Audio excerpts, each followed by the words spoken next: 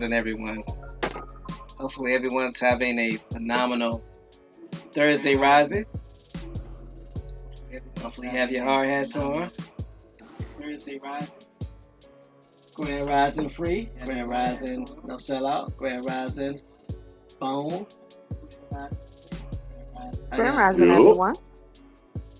Happy Thursday. Grand Rising. Everyone is rising. Mr. Jet. So for those of you who are in the chat, please give us some ones so let us know that you can hear us okay. So that you make sure this information is exposed the way it should be, and we're heard the way we should be. Thank you, Joe 47.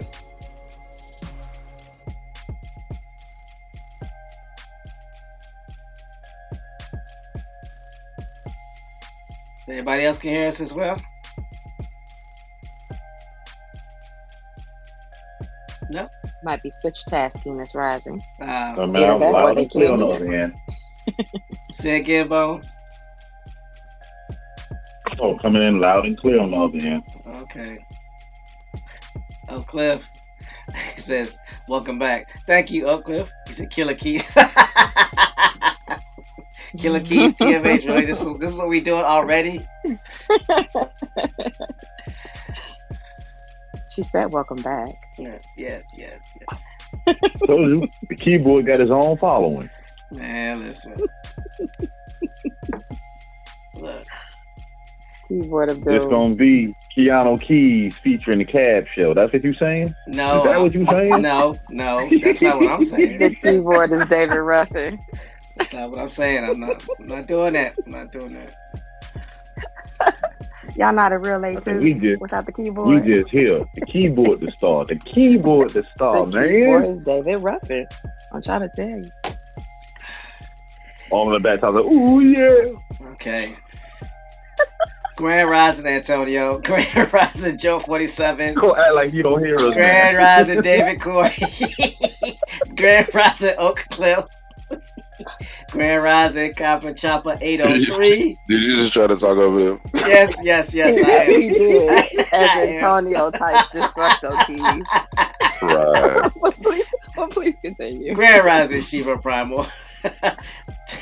Prince William County representing.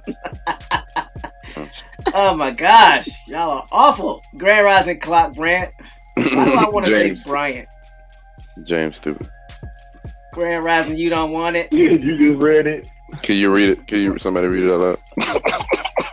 What? Grand Rising, Michael Robinson. TMH, go ahead. What happened? Dude, type something in the chat. You reading it? Right there. Reading all them names. Read the comments. Oh yeah. If you're having English problems, I feel bad for you, son. I got 99 problems, but a Brit ain't one. Hit me.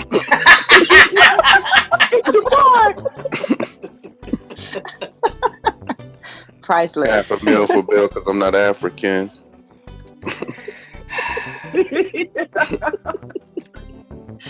Oh, you have to love it. Really?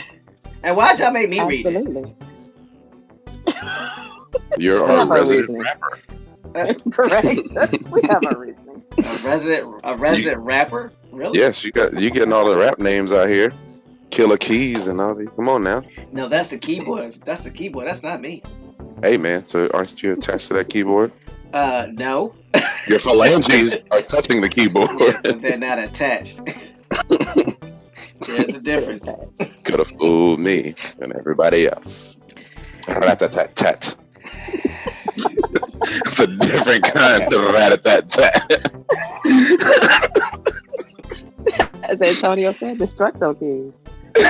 But I digress. I'm sorry. Bones, I asked for this rising, didn't I? I must have. I'm awake. I'm moving. I'm moving. Pop. Laughter does the heart like well rested and ready to go. Yeah, it's good to start the rising with a few little laughs. I also want to give a shout out and say grand rising to the new subscribers and to all of the individuals that are listening who just choose to receive the information, do good for their community, And at this particular time, don't post anything in the chat, which is okay, but we just want to send a shout out to you because without you, there is no us. So Grand Rising, hope everyone's doing well. So let's go ahead and get this public service announcement out the way, and then we can get on with the show. So this episode of the Grand Rising Show, From Dark Ages to the Age of Enlightenment, Part 2, Bacon's Reboot. Hopefully y'all like the thumbnail. Is brought to you by Autochthonous Assembly, where the real work gets done.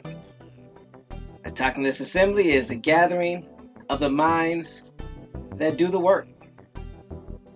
So who are we, for those of you who are new to the show and just tuning in for the first time?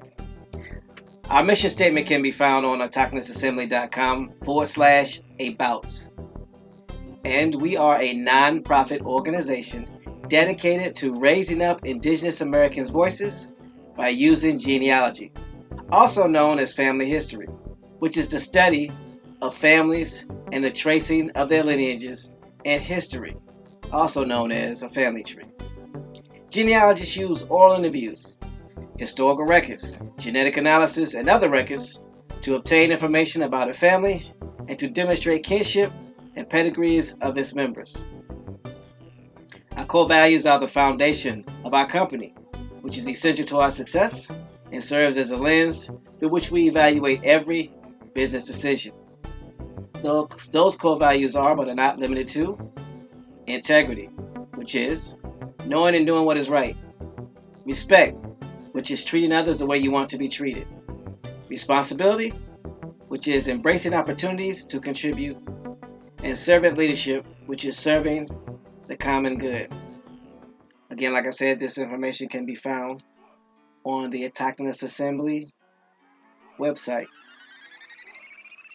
And for those of you who are trying to get a grasp of who we are and what we're about, we have a couple of missions here. Our main mission, our primary mission, the reason why we do everything we do, from bringing you the information to posting that information in our in our forum page, is to help you do your genealogy, help you to tie into your family tree, find out who you are. That's our goal. And if you should choose to tie into your tribe, we'll do everything we can to help you with that process as well.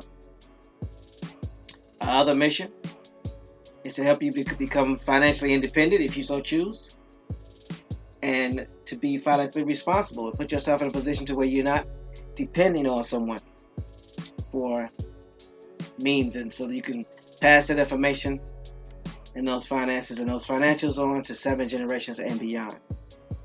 And if you choose to use that information that we provide free of charge to your communities and eventually your tribes, we will also help you do that as well. We are not here to tell you who you are.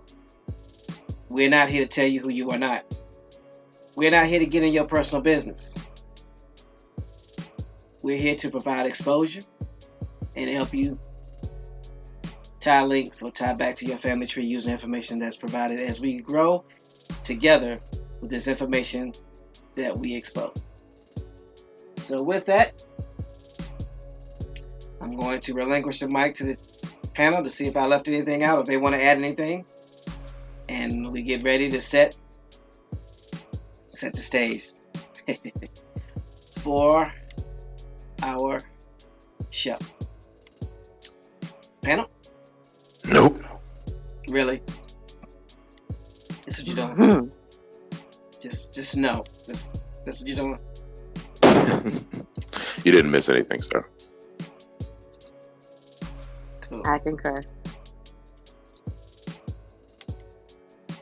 Thank you, kindly. Thank you, kindly. Thank you, kindly. So I'm gonna go ahead and let everybody know where we at. So now's the time to be putting on your hard hats.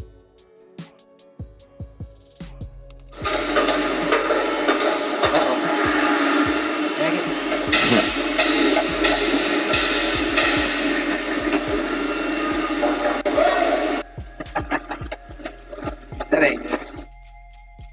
change that. Give me 1 second.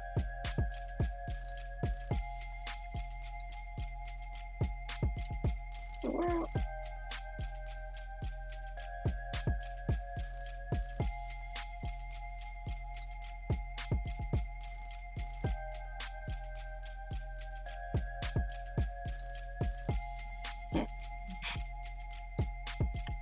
trying to have the daggone speakers play through the headphones so y'all can hear it. And right now it's playing through the TV.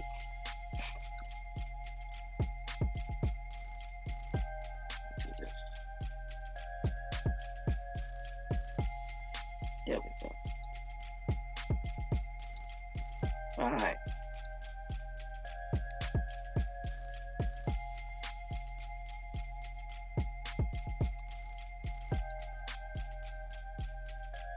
Now let's try it.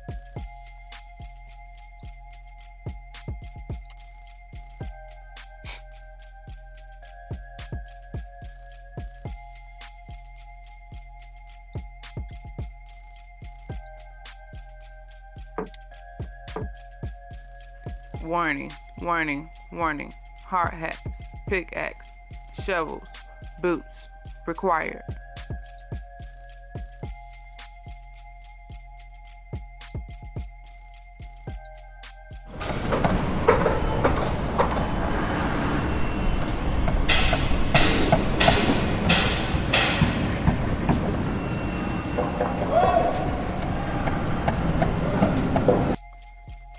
Alright. That was more like it.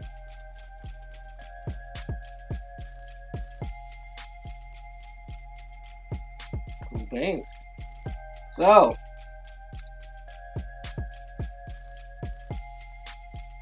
where do we start, y'all? First of all, I want to say shout out to whoever is the creator and the content provider for realhistorywww.com.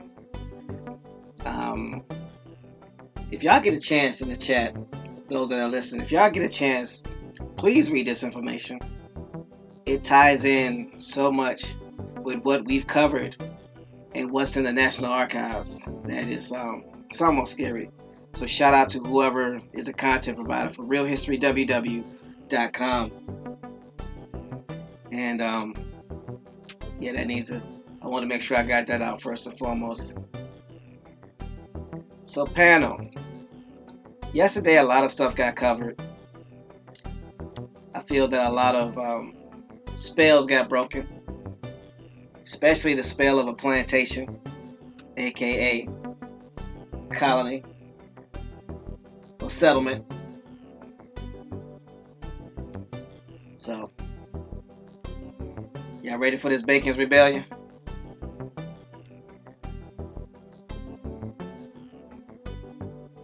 Absolutely. We're here for it. And I definitely agree with yesterday's show. That whole plantation really being interchangeable with the word colony.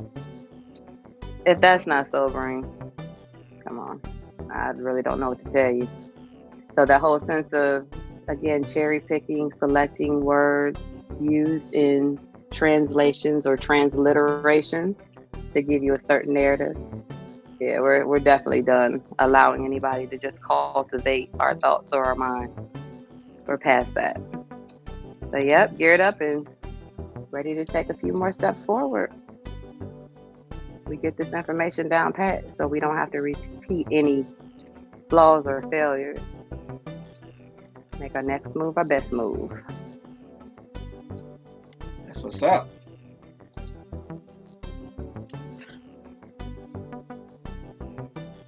So I'll go ahead and start reading. Do you wanna? Is there a particular part that you want to come in on? No, Salah, or do you want to start reading first? Yeah, you can read first. I'll make my way. What? Huh? Who? Again?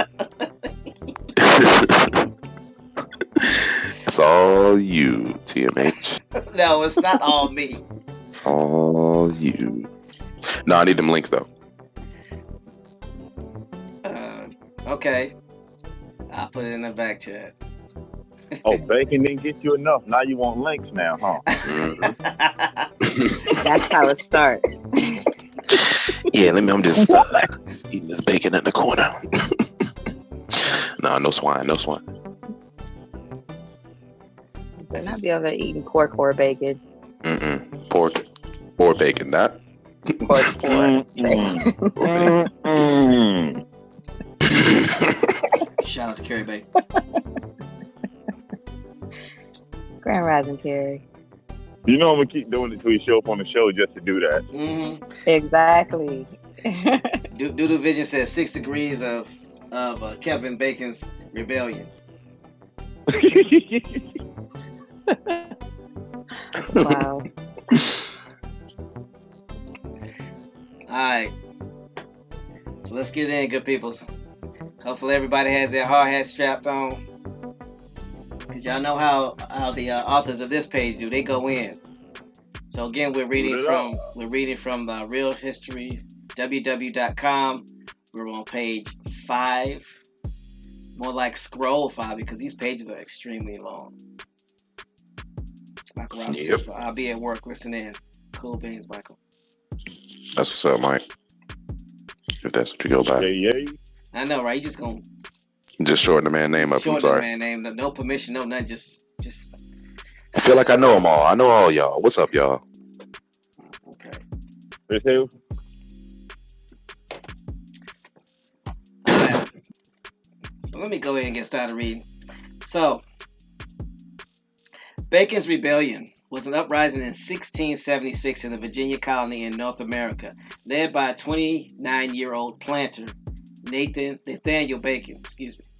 In 1674, a group of yeomen farmers on the Virginia frontier demanded that American Indians living on treaty-protected lands be driven out or killed.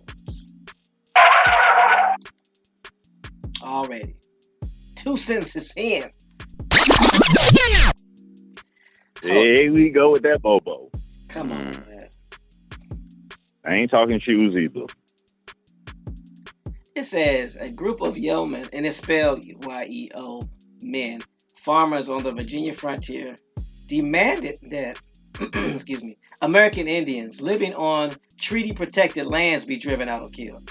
So they were already on treaty-protected lands in 1674. These planters wanted them driven out or killed.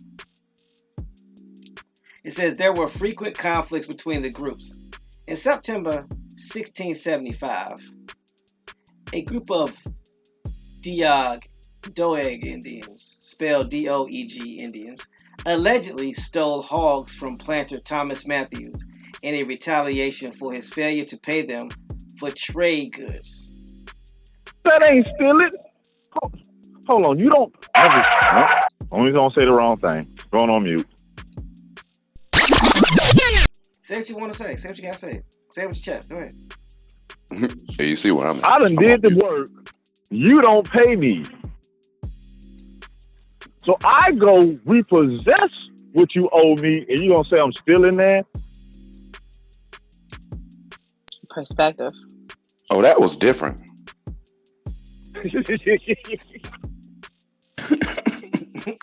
It says, in retaliation for his failure to pay them for the traded goods. Then it goes on to read, colonists killed several Indians in the raiding party. In retaliation, the Doeg killed Mathews' herdsman, Robert Henn. 2 militia captains, both with a history of aggression toward the Indians, went after the Doeg, but indiscriminately killed 14 friendly Susquehannock in the process. A series of retaliatory raids ensued. John Washington took a party from Virginia into Maryland, and with Maryland militia surrounded a Susquehannock fort. Although the Susquehannock held out for 6 weeks, when 5 chiefs came out to parley, the colonists attacked and killed them.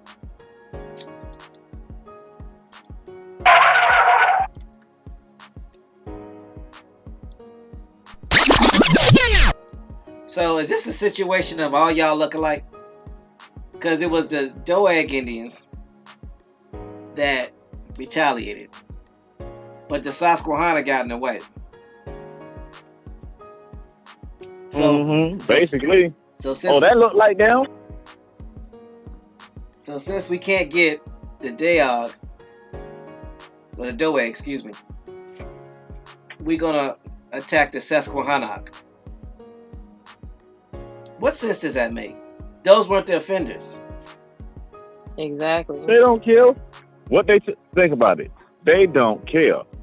Traits are passed down over and over and over.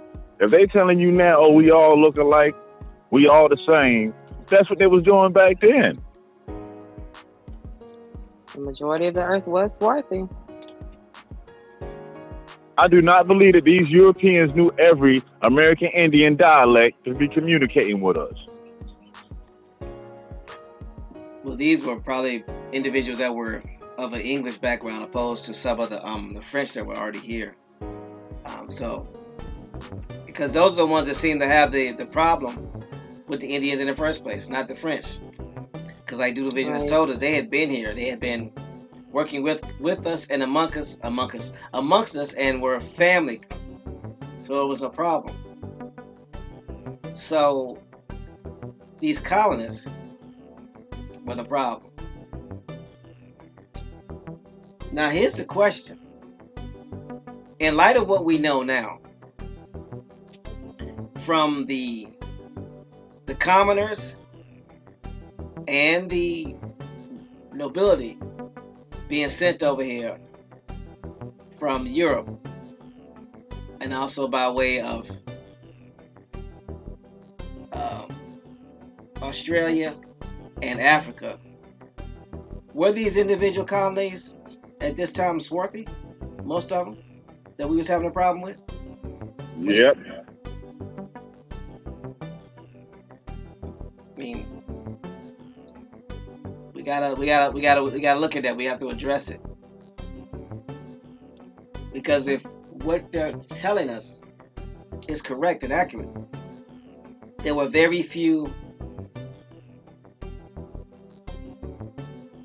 Europeans that were light in hue, extremely light in hue, that would have been on these colonies. So just want to make sure we match everything up like we're supposed to. Keep everything in its proper perspective. That's like to this day, they still the minority on this planet, but they'll make you believe that they're not. Yeah.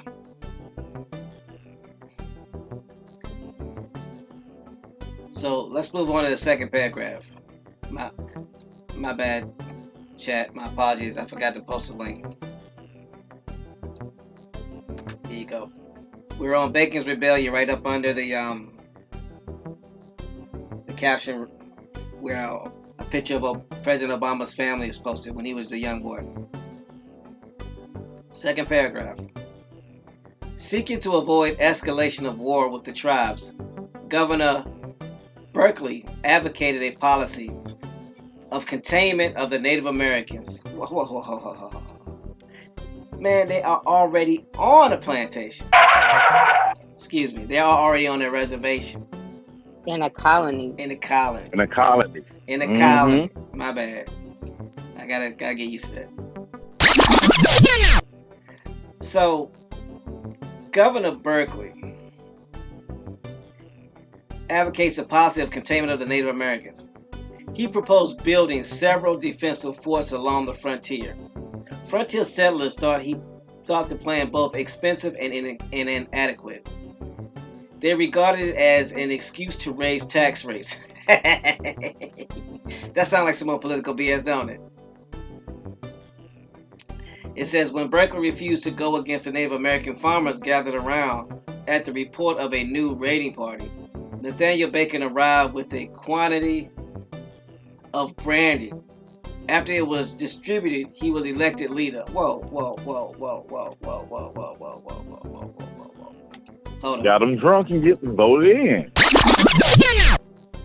Let me read this again.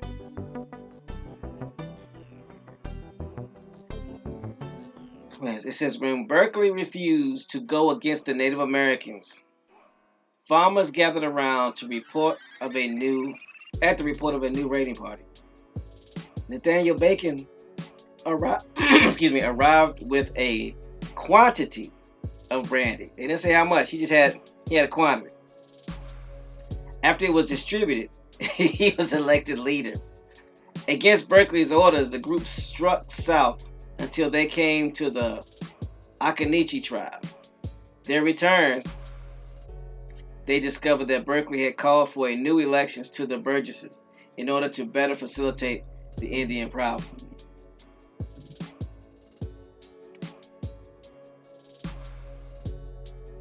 Grand Rising, Brad. So, let's look at this for a second. Governor Berkeley was not moving as fast as they wanted him to. So then there was a gathering to talk about a raiding party. Nate come in. We don't call Nathan Bacon Nate. Nate come in with some brandy. He get everybody liquored up, and then they elect him leader. And then they go out and they attack the Occaneechi tribe. But hold on. They've already attacked the Susquehannock because of what the Doeg tribe did. Why are they attacking the Occaneechi tribe now? Sounds like they just want reason to run roughshod. They do it anyway. So it sounds like any excuse to go ham, pun intended. David Corey said he had buku of brandy.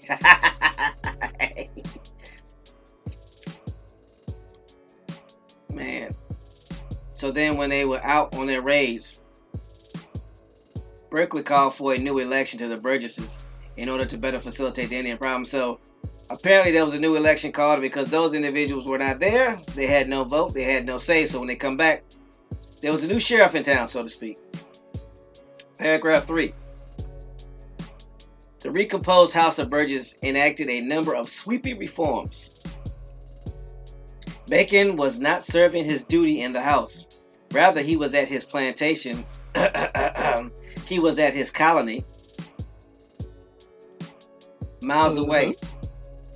It limited the powers of the governor and restored suffrage rights to landless freemen.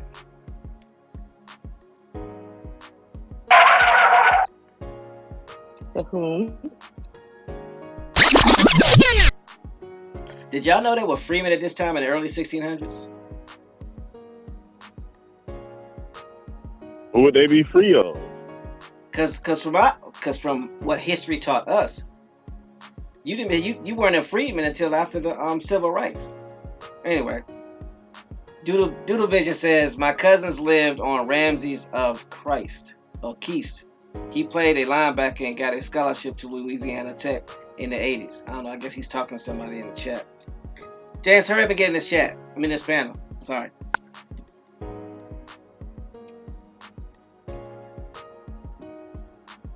So let's look at this again. Peace, Brad. So the powers of the governor were limited, and they restored suffrage rights to the landless freemen. Here's the question. Who are these freemen? And what were they freed from?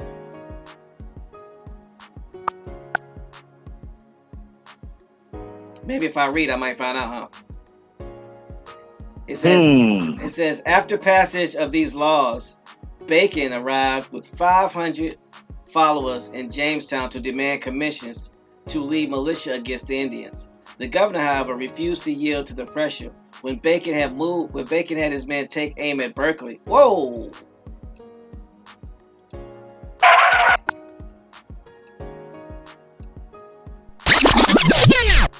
Now look at this. Bacon, Nate Dogg, if you will, came in with a militia. And he wanted the governor to demand a commission to lead a militia. That means he wanted them to pay his militiamen to go on attack the Indians. And because the governor refused, Bacon had them turn their guns on him being the governor. I guess he ain't the type of bacon you play with, huh? Obviously not. That definitely would constitute a rebellion, I would think. Yeah.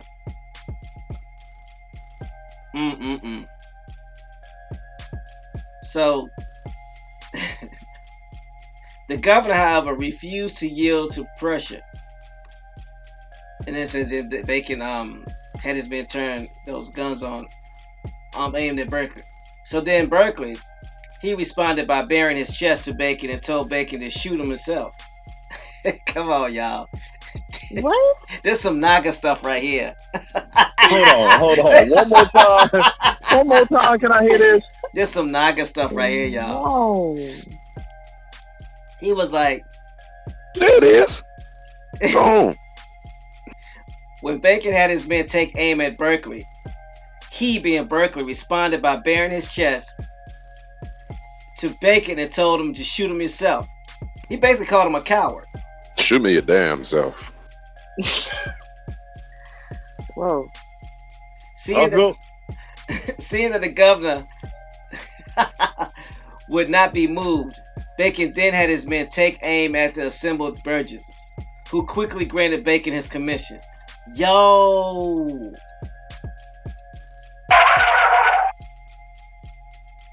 I guess he was like, I'm going to keep pulling out somebody give me what I want in here. These dudes are running roughshod. So follow me. Could it be that the Burgesses and the governor were your former swarthy nobility, and some of these rebellious colonizers or colonies on these settlements were your lighter hue mans? Like going from swarthy to tawny? Mm-hmm. Or Yeah, either it's a mixture. or from tawny to light bright, damn near fill in the blank. Gotcha. Well, the reason that I even said that is because it brings to mind when we saw that definition yesterday evening of what was it? It was Tawny. Different words for tawny. First it was swarth, Mhm. then it was tawny. Yeah, Oh, Yeah, there was something so, else too. Olivister. yeah. Oh, what else was it? Free. It's like a little 2-syllable word that we use in all rising so far. That was it. Bacon. Well, it is a French word. It means darkly brown, tawny. And then it says bacon. Literally, BACON, bacon. And as the slide comes up with Bacon's Rebellion right on key. I know, right? Thank you for And that, it's Free. interesting because when you look at bacon, like the food, it is marble. Like it's interlaid. Like you see the different the colors, the white, the red. Think about it. And I You just brown find it bacon. interesting. Right. That tells Thank you you brown bacon. Your brown bacon, yeah. Mhm. They don't get the darker red or none of that. It's just Hey man, very go in there, interesting brown how me up some different bacon. times. David Corey talking about some say it with your chest.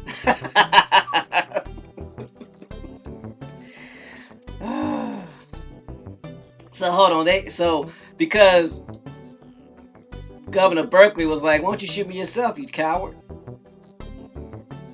Bacon, Nate decides that, you know what? Let's aim at the Burgesses, and they granted him his commission. Yeah, that was a smart move though, because if he shoot the governor, he definitely ain't gonna. Who gonna sign it if the governor dead? Then in parentheses it reads, "It's interesting to note that Bacon had been promised a commission before he retired to his estate if he could only be on good behavior for 2 weeks. While Bacon was at Jamestown with his small army, 8 colonists were killed on the frontier in Henrico County. That's up there near Richmond, where he marched from, due to a lack of manpower on the frontier." That is interesting. So Bacon got his commission after he pointed the guns at the Burgesses. You got to be careful how you do, folks. So then it goes on to read, on July 30th, 1676, Bacon and his army issued the Declaration of the People of Virginia. The declaration criticized Berkeley's administration in detail. It accused him of levying unfair taxes, appointing friends to high positions, and failing to protect frontier settlers from Indian attack. Beginning to move against the Indians, Bacon and his men attacked the innocent and friendly Pamunkey. Whoa, come on, man. Stop.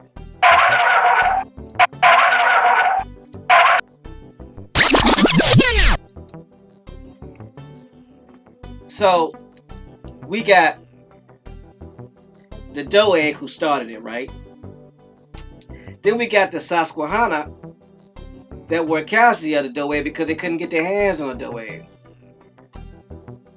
Then they go after who else? The Akanichi. Now they're attacking the friendly Pamunkey, which were a sister tribe of the Powhatans. All of them are how did I see? But what is up with these people?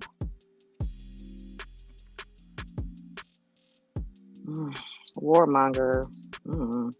And it reads, it said the tribe had remained allies of the English throughout the Indian raids. They were supplying warriors to aid English when Bacon took power. So you gonna turn on these people as well? And they were helping you? Man. He letting you know what rules he play by. Ain't none.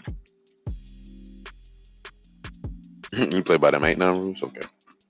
Yeah, ain't no rules. See, right there and there. You gotta cut the head off the snake. Because you get a little too crazy. Then it says, after months of conflict, Bacon's forces numbering 300 to 500 men moved to Jamestown. They burned the colonial capital to the ground on September 19, 1676. Outnumbered, Berkeley retreated across the river. Before an English naval squadron could arrive to aid Berkeley and his forces, Bacon died from diphtheria on October 26, 1676. Berkeley launched a series of successful ambitious attacks across the Chesapeake Bay and defeated the rebels. John Ingram confronted the puny rebel forces, 8 blacks and 20 servants. Stop. Rewind.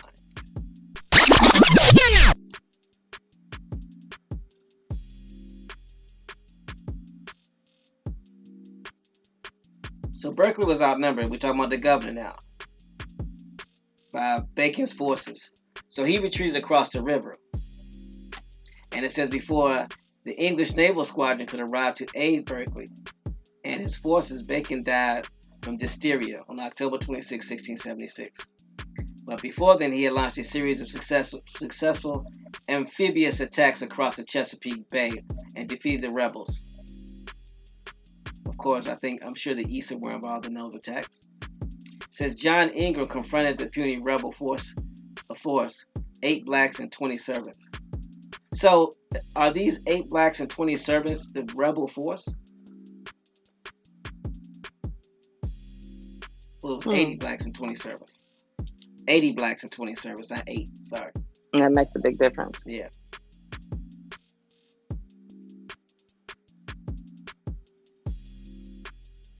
And 20 servants. So that means those are people that were indentured servants. Yeah, I'm about to say they got black and servant separate. Yeah. That's a key point. Should I let that be that? So were these servants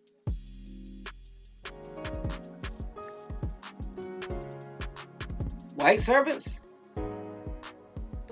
Were they Caucasoid servants?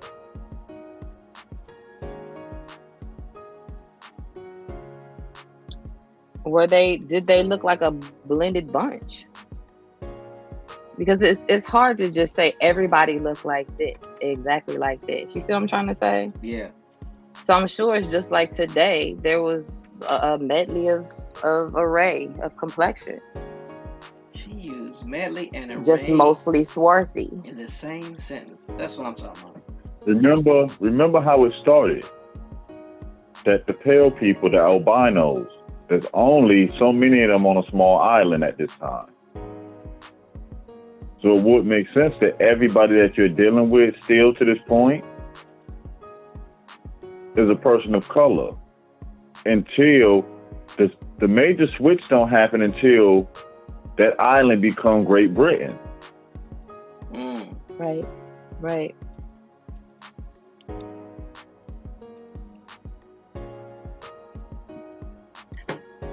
Yes, you got a point there. Because remember what also they said, the pale European after the Civil War is not the same pale European before the Civil War.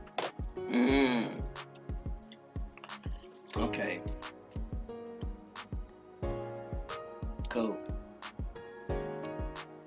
All right, I can work with that. Then it goes on to read, Governor Berkeley returned to power. He seized the property of several rebels for the colony and executed 23 men by hanging, including the then governor of Virginia, William Drummond. After an investigative committee returned its report to King Charles II, Berkeley was relieved of the governorship and recalled to England. I thought Berkeley died from this. Hold on. Oh no, that was Bacon. Oh, so Yeah, Bacon died. Okay, man, Bacon died. Oh man, I almost feel bad. No, I don't. Okay, that explains everything. So Governor Berkeley. How you gonna hard fry bacon and keep him alive though? Yeah. Yeah, I don't know. Grand Rising Trav, Grand Rising Jaguar.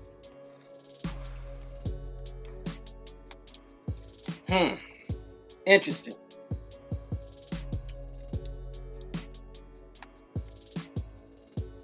So he ended up coming back, returned to power, seized the property of several rebels for the colony, executed 23 men by hanging, including the governor of Virginia, William Drummond. And after an investigative committee returned its reports to King Charles II, Berkeley was relieved of governorship and recalled to England. So then it goes on to read. Here we go. This is going to start to give us more clarity. It says, fear of civil war among whites frightened Virginia's ruling elite, who took steps to consolidate power and improve their image. Restoration of property, qualifications for voting, reducing taxes, and adoption of more aggressive Indian policy, to name a few. Indentured servants, both black and white, joined the Frontier Rebellion. Seeing them united in a cause alarmed the ruling class.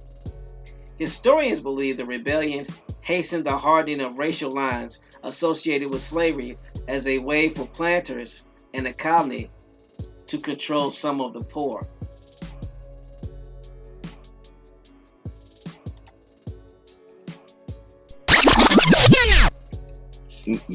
Hold on, control some of the poor. Does that mean like they're gonna be working for them? So since that's your boss, you can't be doing nothing crazy? What does that mean?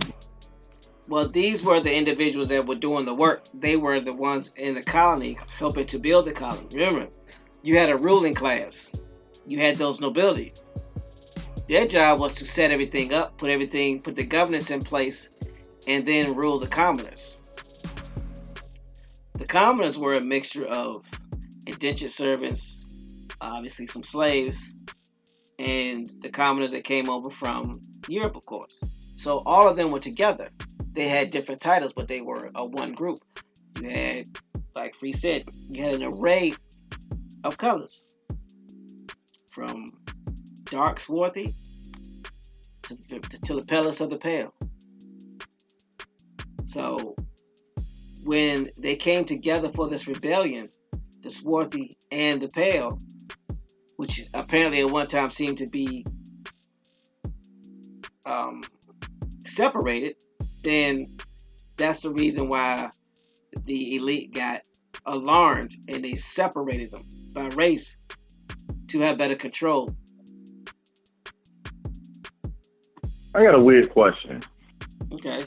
You never notice when it comes down to the color of the skin, most so-called ethnical classes are labeled by the color of someone's skin? Say it again, Bones. What? You see how so-called ethnic classes or races, they were made up based off of what people look like, the color of their skin and whatnot, right? Right. What if that whole category is based off that? It doesn't even exist.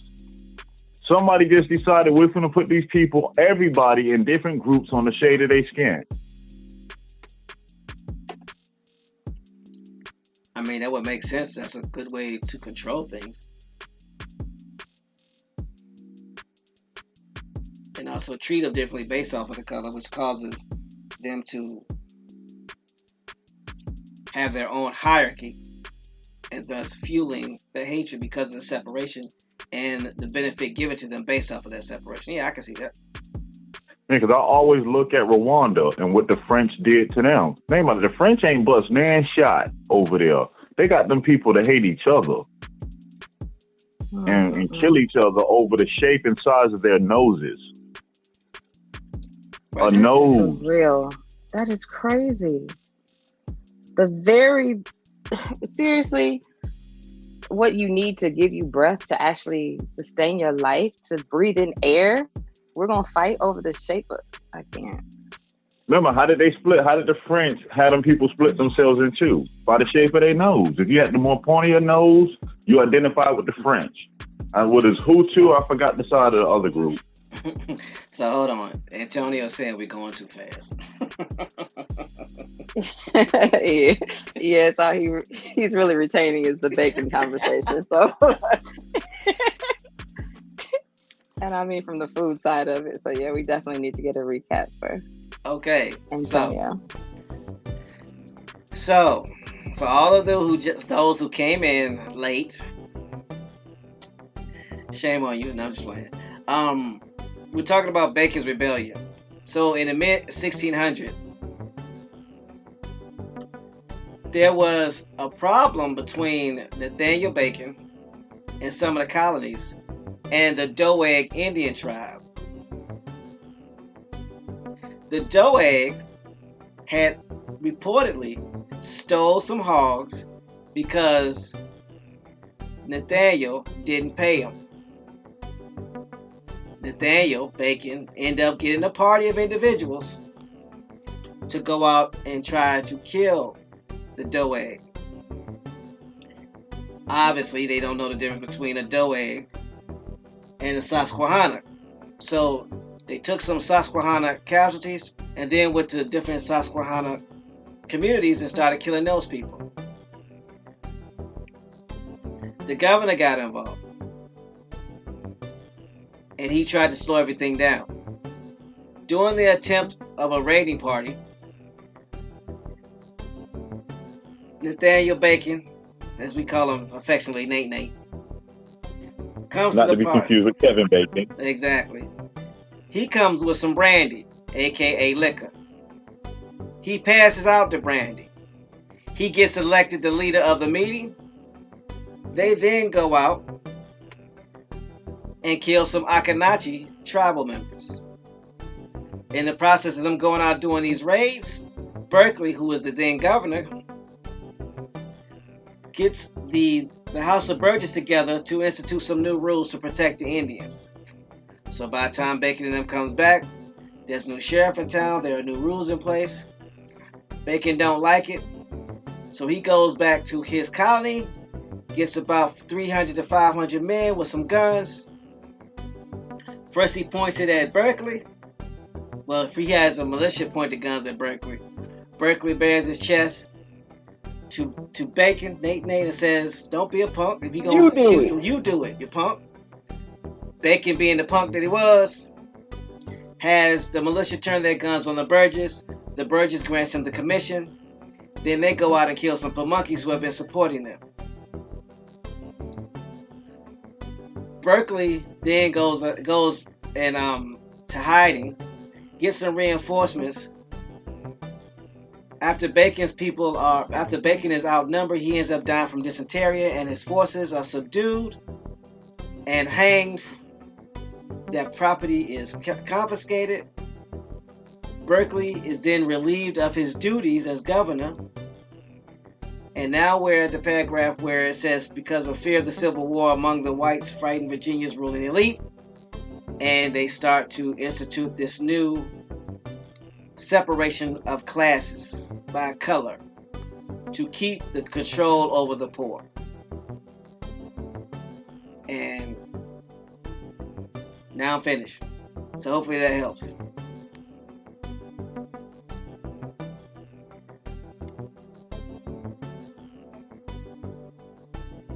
So, with that being said, that's where we get. He says, I got the gist of it. I hope so. That means, if not, that means I did all that recapping for nothing.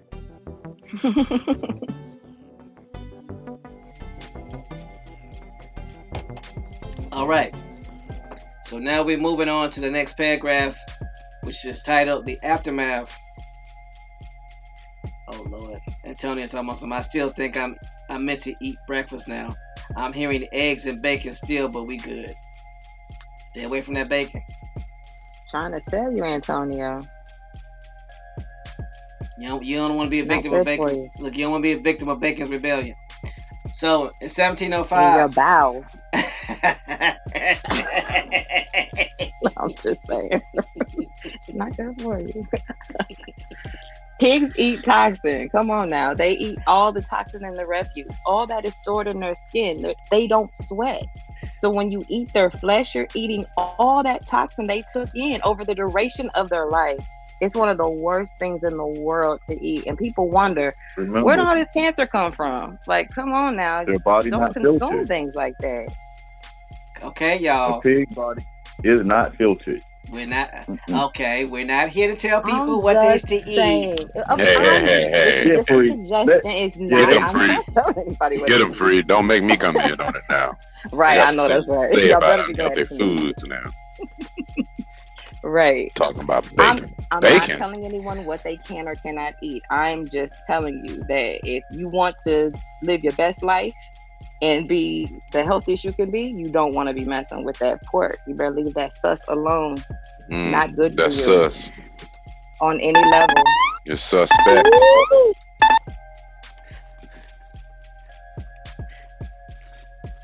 After these messages, we'll be right back. No, I'm just playing. Just singing like the old ABC bump. Sus, Sus, however you want to pronounce it. I'm just saying. But moving on. Thank you, Free. Appreciate you. In 1705, the Virginia Assembly made a declaration that would seal the fate of Black Americans for generations to come. Really? Let's read further, shall we? All servants, this is in quotes, imported and brought into the country who were not Christians in their native country shall be accounted to be slaves. Wait, what? Read it again.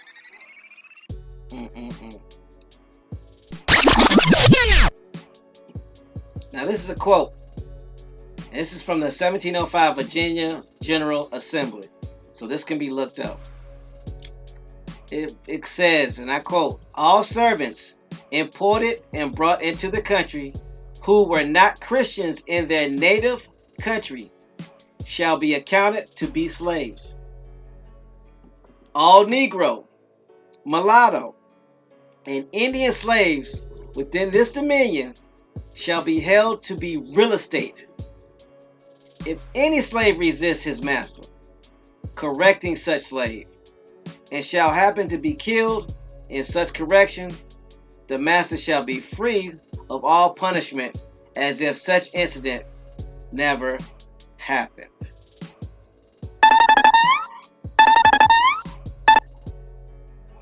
I'm going to read that again.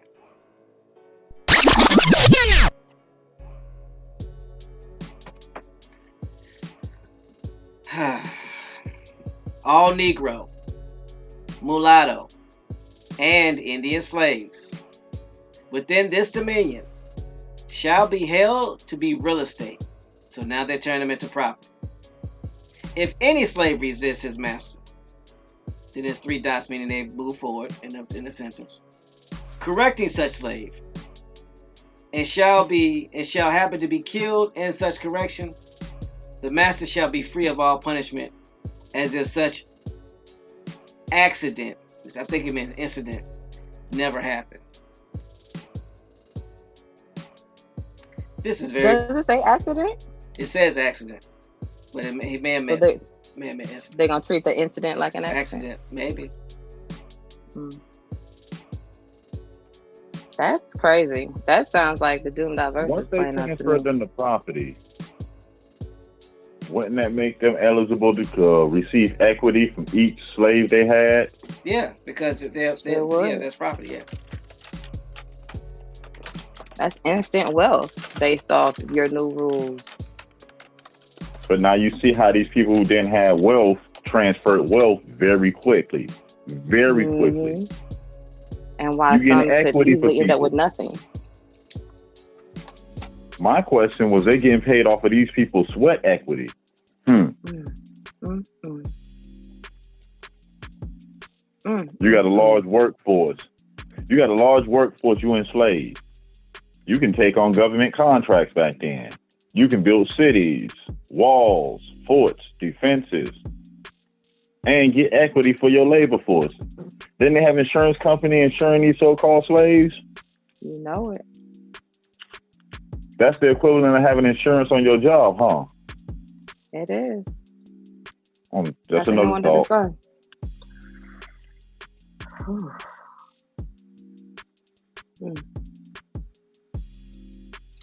Here's a link to the actual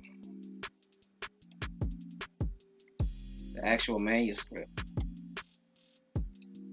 It's in cursive, but I wanted to put it in there because this is important. I will go back and read it.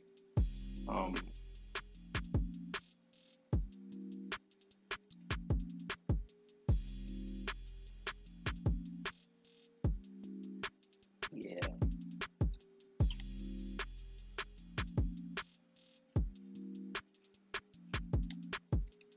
What I just put in the chat was the actual manuscript from the 1705 Virginia General Assembly dealing with the Declaration. It's 80 pages. It's written in cursive. So yeah, I'm gonna see if I can find another version of it. We can post in the chat, but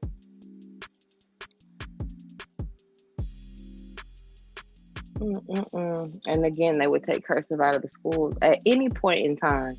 Why, when you have documents like that need to be read? That's that stuff I'm talking about. 2 generations after us, they can't read. They won't know the laws. They won't know. They won't know their rights. Have no idea to finding out who they are. Think about it. Census, people sign their name in written cursive. Yep. You can't read it. How you know that's your people? And you don't. And the numerators, when they wrote in cursive. Because remember, we were not, and when I say we, I'm talking about all of the citizens, Indians, whatever you want to call them, were not allowed to self-identify until 1970. So that means from 1790 until 1960, there was somebody determining what your nationality was. They had enumerators doing it. We were not doing it. So hopefully that helps with the timeline. So reading the second paragraph that pertains to this description of the Virginia Assembly of 1705 in response to Bacon's Rebellion, it reads, the code, which would also serve as a model for all colonies, went even further. The law imposed harsh physical punishments, since enslaved persons who did not own property could not be required to pay fines. It stated that slaves needed written permission to leave their plantation, i.e. their colony, i.e. their settlement. The slaves found guilty of murder or rape would be hanged. That for robbing or any other major offense, the slave would receive 60 lashes and be placed in stocks, where his or her ears would be cut off, and that for minor offenses such as associating with whites, slaves would be whipped, branded, or maimed. After Bacon's Rebellion, the American colonists started a transition to African slaves as they preferred source of labor. I got a question. What's up? Did they get yelled at and beat further if they couldn't hear after getting their ears cut off? Oh, you didn't hear me talking to you? No, actually, sir. That's so wrong. Just point at their ears. Come on, man. That is a valid question. But, wow. Thanks, no solo. Yeah. You're welcome. Oh man, that does seem like a ridiculous punishment. I really am glad that you said that because For real, man. if you That's want to similar serve it to your mama submissive, saying, "Be quiet before I give you something to cry. Stop crying before I give you something to cry about." What? I'm already crying. Yeah, that's why I'm crying. You don't remember what happened? Not listening Well, because you cut my ears off. right, if you have a problem with listening, I mean, it just kind of seems like that's kind of counterproductive. That if you need your slave population to listen to you and they don't, you cut their ears off. What happens after that punishment? What happens going forward? Is it an upgrade? Do they become a house slave then? Like it doesn't make sense. This stuff doesn't make sense, and that's why again I'm. How they in the house and they can't hear you calling them though? You didn't hear me calling. I needed help. I needed help if you didn't hear me. I would love to hear the aftermath of most of these decisions that are being made. I mean, it doesn't make What, they use sign language to be like, dude, you cut my ears off so I can't hear? They're making it harder on themselves. To you. That's what I'm saying. And you did that, like, cause you cut his ears off. So, like, what is the point? Well, y'all know me. If I had my back to somebody and they calling my name, I'm gonna act like I got headphones on. So my back is to you. I don't want to talk to you. This is my thing, though. You cut people's ears off and these people still cook your food and work for you? No, bro. It ain't going down that way. But how do they even know what you want? You cut their ears off. Would you writing everything down? I don't care what you want. Cut me? Oh, we got to be easy. Oh, yeah. Look, you think it was bad when Celie You think it was bad when Celie made that drink? Oh, Celie's lemonade. You think it was bad then? Shoot, you gonna cut my ear off? Look, okay. I mean, but that's real. That's real. So you're trying to tell me that people couldn't think at least 2 steps ahead to know not to treat certain people a certain way under the roof of their own house because it would be a detriment to them? Yeah, exactly. Like, man, I gotta get my own stuff now. You can't even hear. So you can plan for the whole racial construct hundreds of years in advance. But we can't think that these same people are going to be holding my babies and caring for my elderly, my most vulnerable population. But I'm going to treat them worse than I treat animals. That does not. I'm sorry. That doesn't line up. Sorry, boss. Granny fell down the stairs. Narrative. Again. Once more. But what else is known? Peace, Aboriginal TV. Hope all is well with you, bro. Y'all finished? Nah, I'm American. Okay, let you know what? I'm with him. Cut my ear off and leave your baby with me. I'm not finished Cut at my ear all. off and leave your baby with me. We Bones is still feeling some type of way. Really? That baby gonna be my baby. See what happens. See if I'm gonna get this baby up right now. You cut my ear. I can't hear you. I'm sorry. What? You want the baby? Sorry. What? Meanwhile, in me Britain, and your baby matching. We both earless. Meanwhile, in Britain, the last attempt to return the legitimate black monarchy. So, during this late 1600s, there was one last attempt to return the legitimate black monarchy.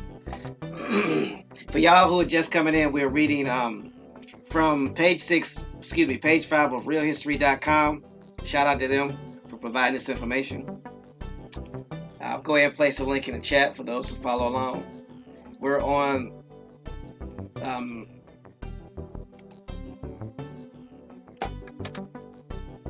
the attempted return of the black monarchy, which is right under the paragraph talking about Bacon's Rebellion.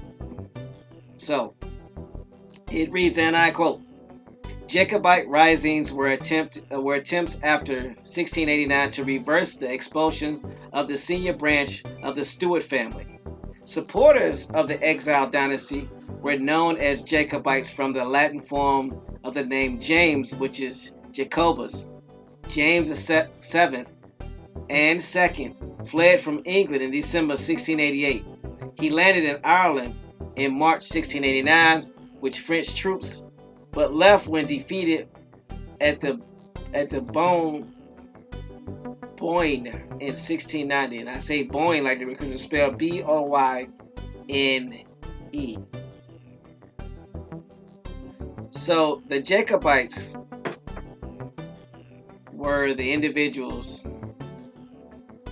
who replaced the Stuart family's dynasty, who were the melanated rulers. Okay.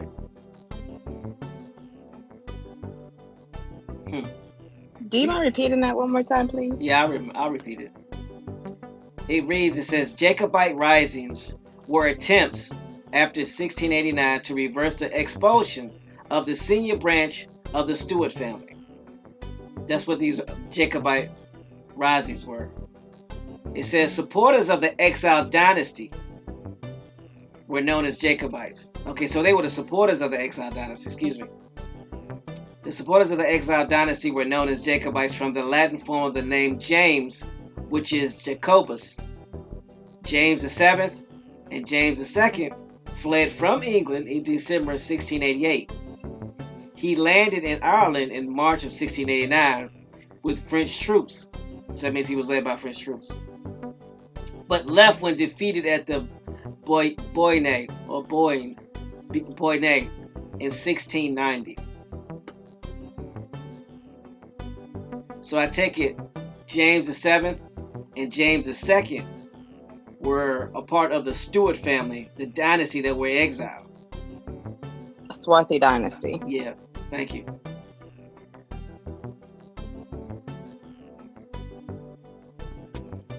So then okay, just trying to keep those in line. That's interesting. When I listen to some of the names and the terminologies that they use, it kind of helps you with other references and other narratives. So again, that's why I asked, just trying to keep things straight.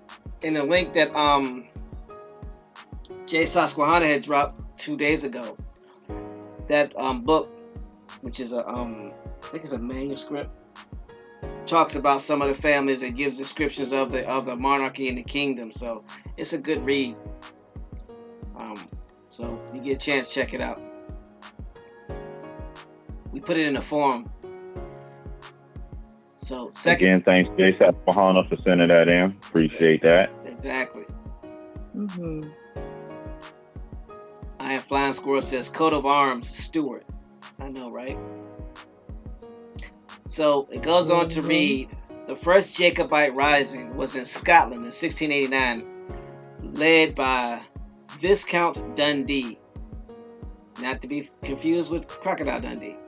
Large clans and great magnates were inactive, apart from the Campbells, whose chief Argyll was restored by the events of 1688 through 89.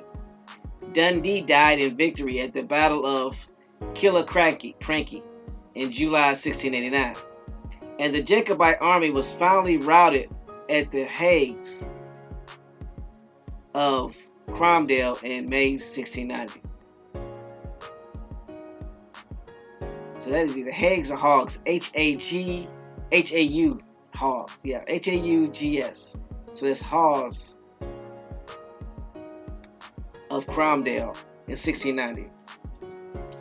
Then it goes on to read, not until the passage of the Union of 1707 did outraged Scottish national sentiment make another rising thinkable. So there was an outrage. Not to the passage of the Union of 1707 caused an outrage in Scotland, and it made another rising thinkable. In March 1708, James Francis Edward Stuart, after his father's death in 1701, the Jacobite claimant, was off the coast of Fife with French expedition. Fife, okay. Rest in peace, Fife from Tribe Called Quest. The French keep having these expeditions and these military forces. Are y'all hearing this?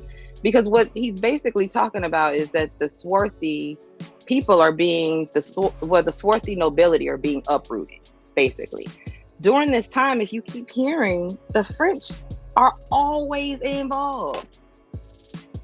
Dude flees to Fife and he has a French army with him. Like, it's crazy because like the French just keep, it seems like randomly popping up until we got how intertwined and interlaced they were into everything this whole sense of where's Waldo?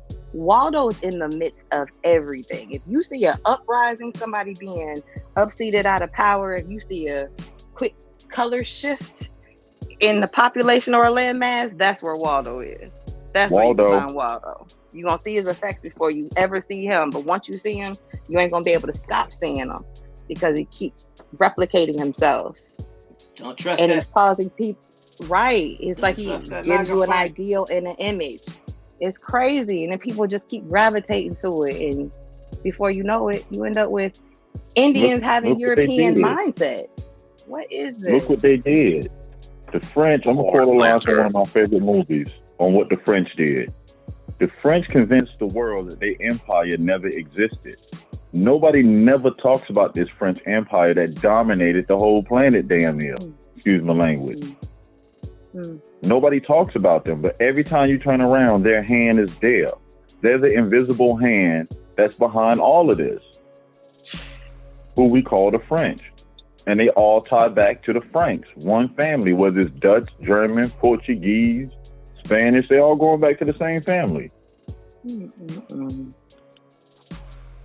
then you always hear the best thing the devil ever could have done was to convince the world he didn't exist. Come on now. Come on now. Wasn't Kaiser still say French? I'm just saying. French fries. Antonio says, sounds like the devil or Candyman or the Illuminati. But only talking about it because we've been digging for them. So again, this whole sense of like the DBAs, they'll take the DBA of the devil as long as you don't stop them from doing what they're doing. They don't care. Call them the Candyman, call them the Illuminati. It doesn't matter. They just don't keep going. You don't know how they're gonna keep going. We better keep going. I'm sorry, Nasala, what'd you say? No, I was saying you don't know how true that is. I gotta sing you something. Oh, okay. I'll be on the lookout. Them not caring. They know that we know. They don't give they don't care. I'm gonna have to. You're gonna set free some French fries. Some French fries. Or croissant. Oui. I can't with y'all.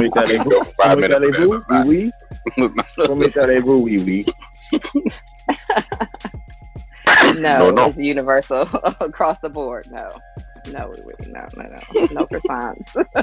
None of that. We're good. Not even Pepe Le Pew? Oui. No, especially not Pepe. Pepe Le Pew is the problem. That's how he got off cold. All that Pepe Le Pewing. Now, no Pepe Le Pew. No. Isn't it kind of funny though that to Pepe Le Pew, a cat looked like a mate for a skunk? Ain't that trying to tell you how these people look at people all the same? Yeah. By putting one white stripe down his back, all of a sudden. Oh, you me? Let's get it on. Okay. Now back to our regular scheduled program.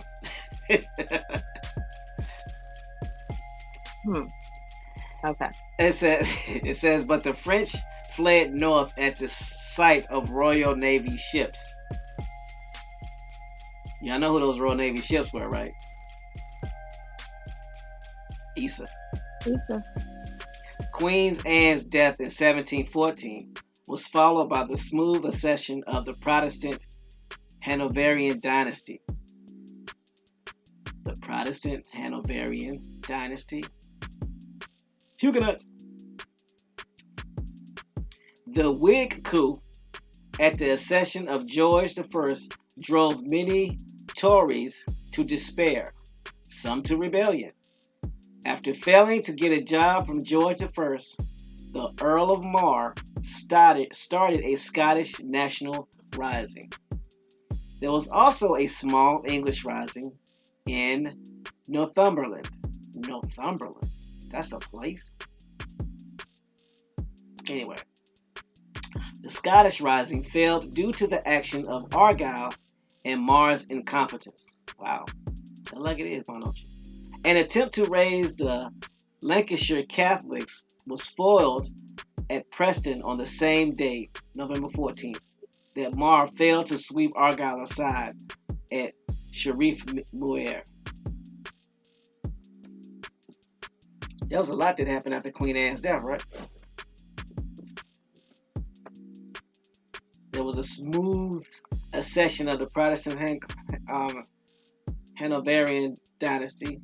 The Whig coup at the accession of George I drove many Tories to despair. Who were the Tories? Anybody know? Let me look that up. Tories. Give me a second, y'all.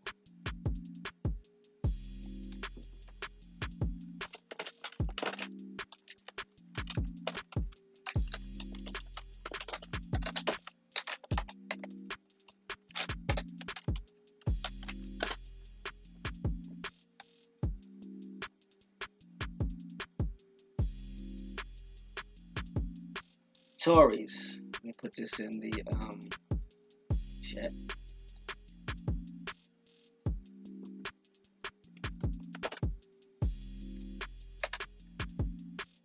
It says the Tories were members of the two political parties which existed sequentially in the Kingdom of England, the Kingdom of Great Britain, and later the United Kingdom of Great Britain and Ireland from the 17th to the early 19th centuries.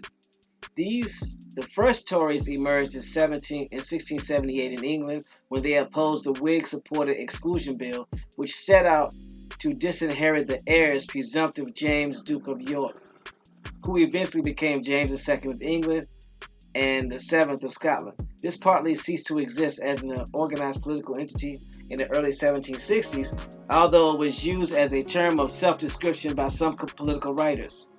A few decades later, a new Tory party would rise to establish a hold on government between 1783 and 1830. So it sounds like the Tory party was a party that was supporting the swarthy nobility that was exiled. So hopefully that helps. Then it says, after failing to get a job from George I, the Earl of Mar started a Scottish national rising. So since he couldn't get a job from from George, he started a Scottish national rising, causing a stir.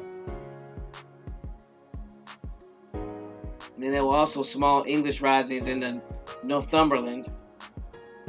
Now the small Scottish rising failed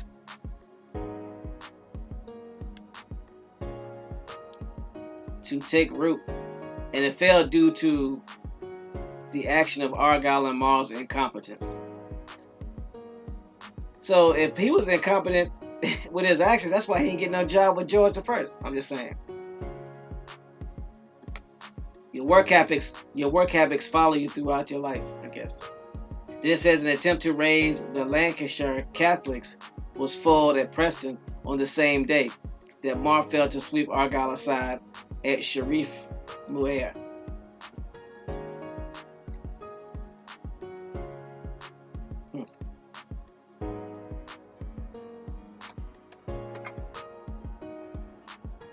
So then it goes on to read, the next Jacobite rebellion was a fiasco, cynically sponsored by a Spanish government which was quarreling with the British over the Mediterranean issues.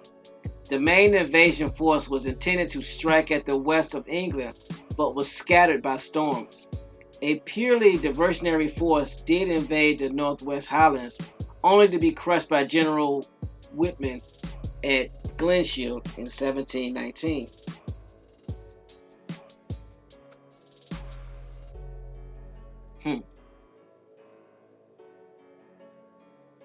Then it goes on to read, Prince Charles Edward Stuart, remember, he's from that swarthy Stuart dynasty that got exiled. It says, he landed in Scotland in 1745 to raise his standard again. Although initially he only had 7 supporters, within weeks, the last feudal host to be raised in Europe had answered the call of his clan chieftains, and he had an army of 1,500 men to confront Hanoverian troops under Sir John Cope, numbering about 4,000. Cope marched north from Stirling to intercept the Jacobite forces, but found them entrenched on the Cordilleras Pass in an impregnable position, and diverted instead to Inverness. This allowed Charles to proceed to Edinburgh, where he took the town, but not the castle. Cope, meanwhile, sailed his forces from Inverness to the Firth of Forth and engaged the Jacobite army at Prestonpans on 21 September, where he was routed. On 3 November, Charles led his troops, now some 5,000 strong, and including elements of Scots and Irish regiments in French service, south to Carlisle, thus avoiding General Wade, who was stationed at Newcastle with superior forces, including 6,000 Dutch soldiers. Wade tried to intercept the Jacobites, but got no further than Hexham, his route being blocked by snow. The Jacob army proceeded south, reaching Derby by 4 December. There was then no army between them and London, Cumberland being a Lichfield, having been tricked by the Prince's Lieutenant General Lord George Murray into believing the Jacobites were heading for Wales. So it sounded like this Prince Charles Edward Stuart was giving it one last go, or one last hurrah. Any views, any comments?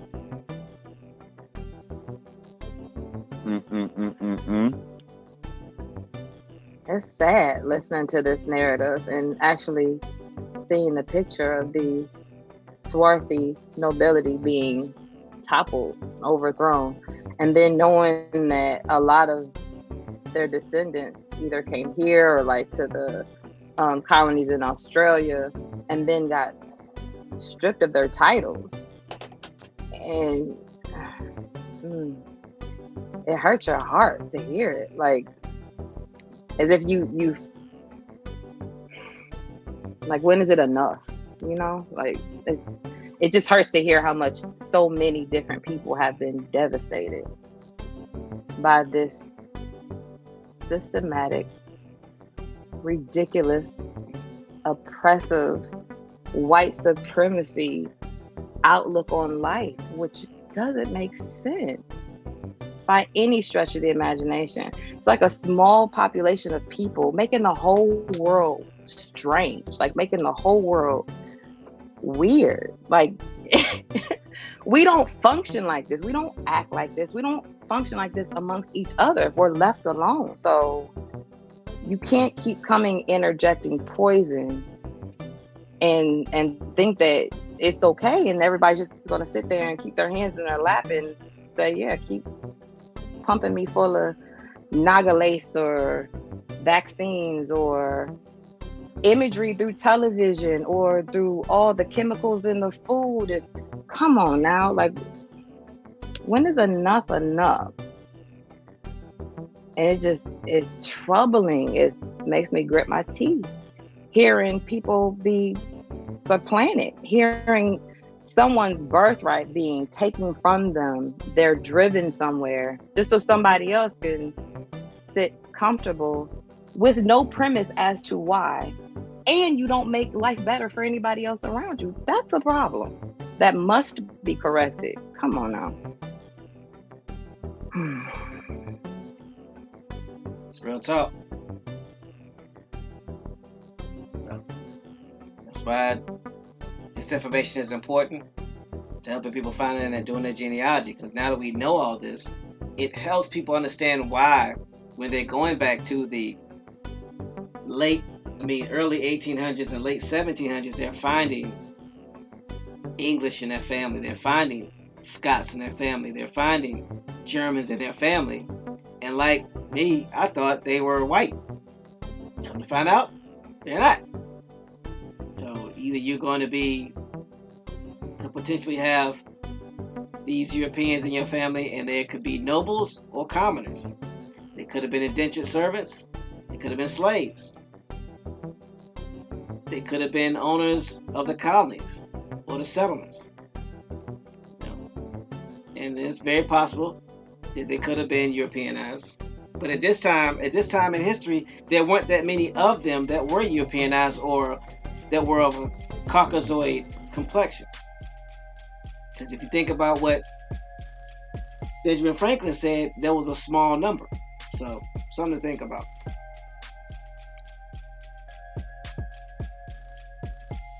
And then if you step back, really take a step back, it's not as hard to do.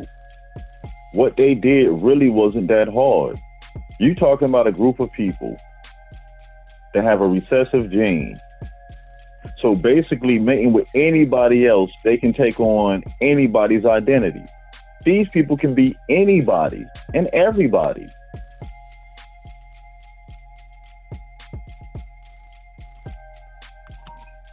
Therefore making it easier for you to make your moves. Wars are fought by proxies. We read, yesterday and the day before, how the royalty started marrying these albinos. So what would be the characteristics of these children? Wouldn't it be no different than what we read over here? How these people having children with the Indian women, and the women electing these children to be chiefs and to be in charge later on down the line? Yeah. Why would it be any different? You can see by even studying our story, our history, you can see what they did. Because they did it there first. Then came here with it.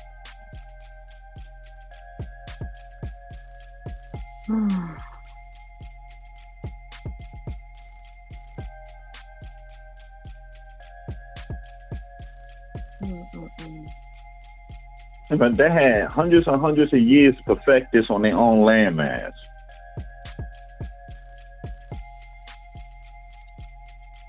Grand Rising Patrick Gabriel. Not to be confused with Peter Gabriel. Sledgehammer. Oh, sorry.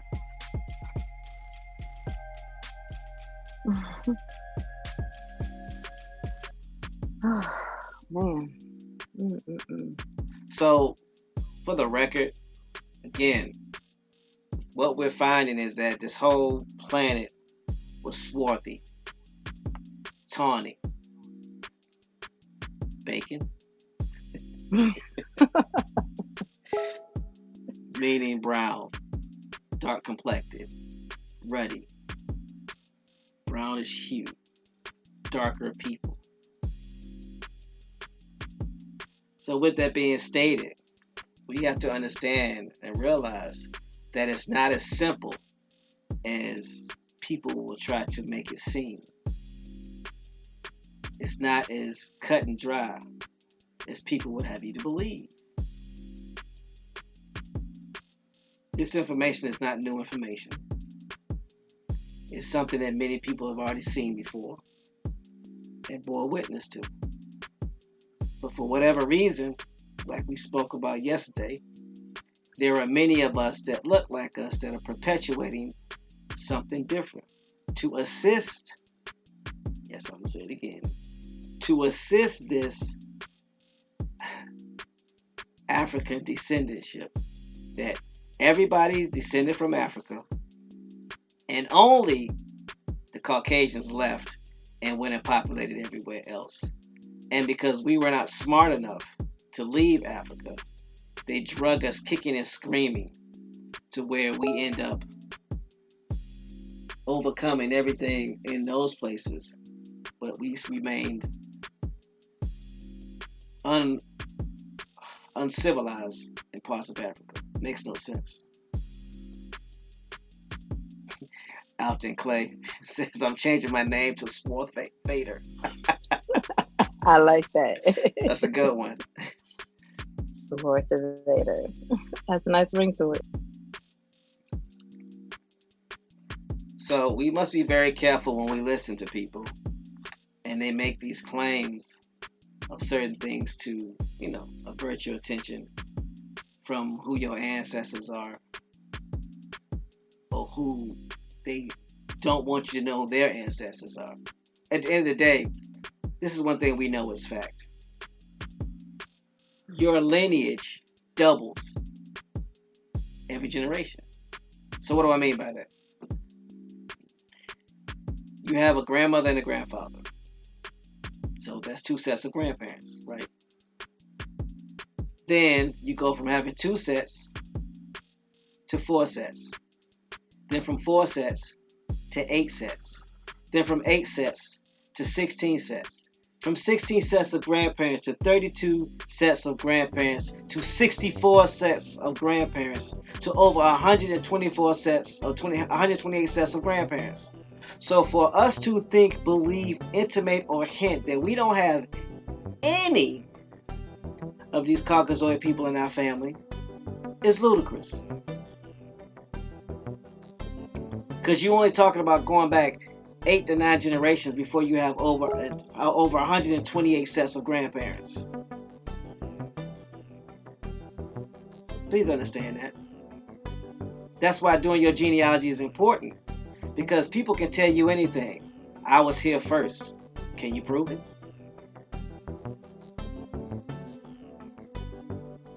Like Bones always says, if somebody steals your car and you go to the police and tell them somebody took your car, you got to prove that that's your car. And for those that are propagating this thing that I don't have to prove anything, to get online, you have to prove who you are. So how is it that we have individuals that are so blind and willfully ignorant to think they don't have to prove anything just because they say it? I will never comprehend that. That makes no sense to me. But you got a YouTube though. Because I'm going to tell you like this. You come knocking on my door and you ain't got no proof. You might not be religious when you get there, but you will leave holy. But you got to Google though. And I'm just, having fun with the parts of all the things that we prove who we are, that don't do us no good to have access to. But when it's time for us to prove who we are, to have access to what's left from us, we get 1,000,001 excuses. It's just always been funny to me. I definitely agree. It's somebody else's history. It's somebody else's writing. It's somebody else. Look, this is what I would tell you. What does it matter? This is what I tell anybody that's within earshot. Y'all have always heard me say this. Please have the courage to go talk to there are more than 1,000 state-recognized tribes. There are over 1,000 state-recognized tribes. There are over 1,000 state-recognized tribes. Let's not even focus on the 570-something federally recognized tribes. Let's look at the state-recognized tribes, who many of them are swarthy. Let's go talk to them. And then come back and tell me who has oral history. Then come back and tell me who has genealogy. Then come back and tell me if the history that is being reported is right. Then come back and tell me that. Don't sit behind a screen and give me your opinion based off of something you can't even prove and you don't even know who you are. Don't do that. Don't do that. Now Flying Squirrel says, I don't want to go federal. And you don't have to go federal, I am Flying Squirrel. That's what I'm telling you. See, people are trying to point us to these 5 recognized tribes that are Métis. We know they're Métis. They're not even our people. That's being proved by what we're seeing. But what's being ignored overtly and covertly is that that's just 5 tribes out of the more than 1,200 recognized. Why is everybody always pointing to those? Why are nobody that are, these people that are sitting on their behinds talking all this smack, not giving us photos and videos of some of the tribes that they're talking to, that they've talked to since they've claimed they've talked to people. What, your video phone don't work now? Your camera don't work now? It didn't work 1,000 times. That's all I'm saying. It's easy to talk. It's easy to put an icon on a screen and rant and talk smack and send veiled messages and all this stuff. But at the end of the day, when it comes to meeting somebody face to face, talk that tribal stuff to a real Indian to see what happens. Because here's the thing that I know for a fact.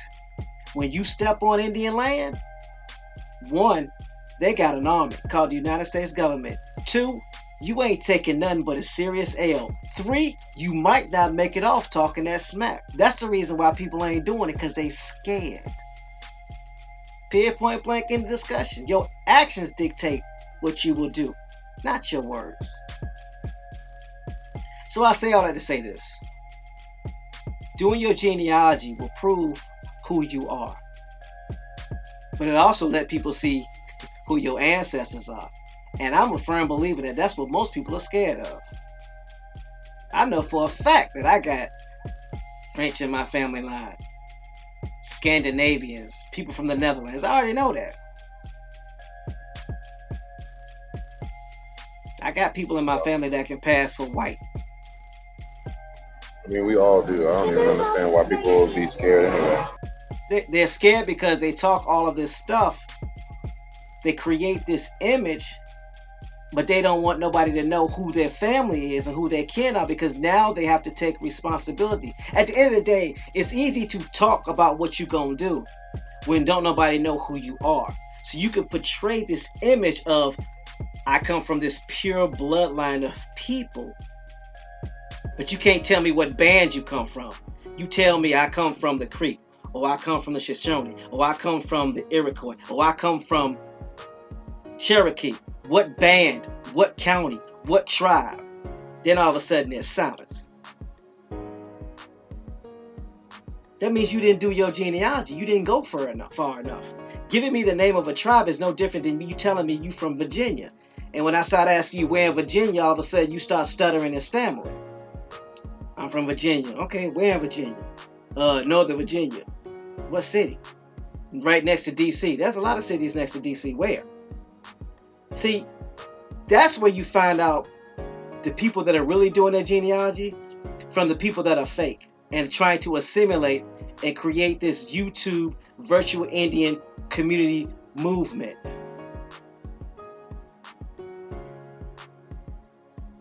This ain't that. And like I'm trying to explain to people, you will not be able to create a virtual Negro Wall Street online. Man, y'all giving them too much credit. It's not even, no, seriously. I mean, straight up, it's not even about that. That's what makes it sad. At the end of the day, it's individuals that have their own ideology, that's pushing their own personal ideologies for their own personal gains. If somebody's telling you that they have information that can help you, but you got to pay them for it, that's a problem. It is a problem. If somebody's saying, I got the keys for you and your people to be self-sufficient, but meet me back here with such and such amount, and I can tell you how, that's a problem. See, we've been so conditioned to wanting it right now, that microwave stuff.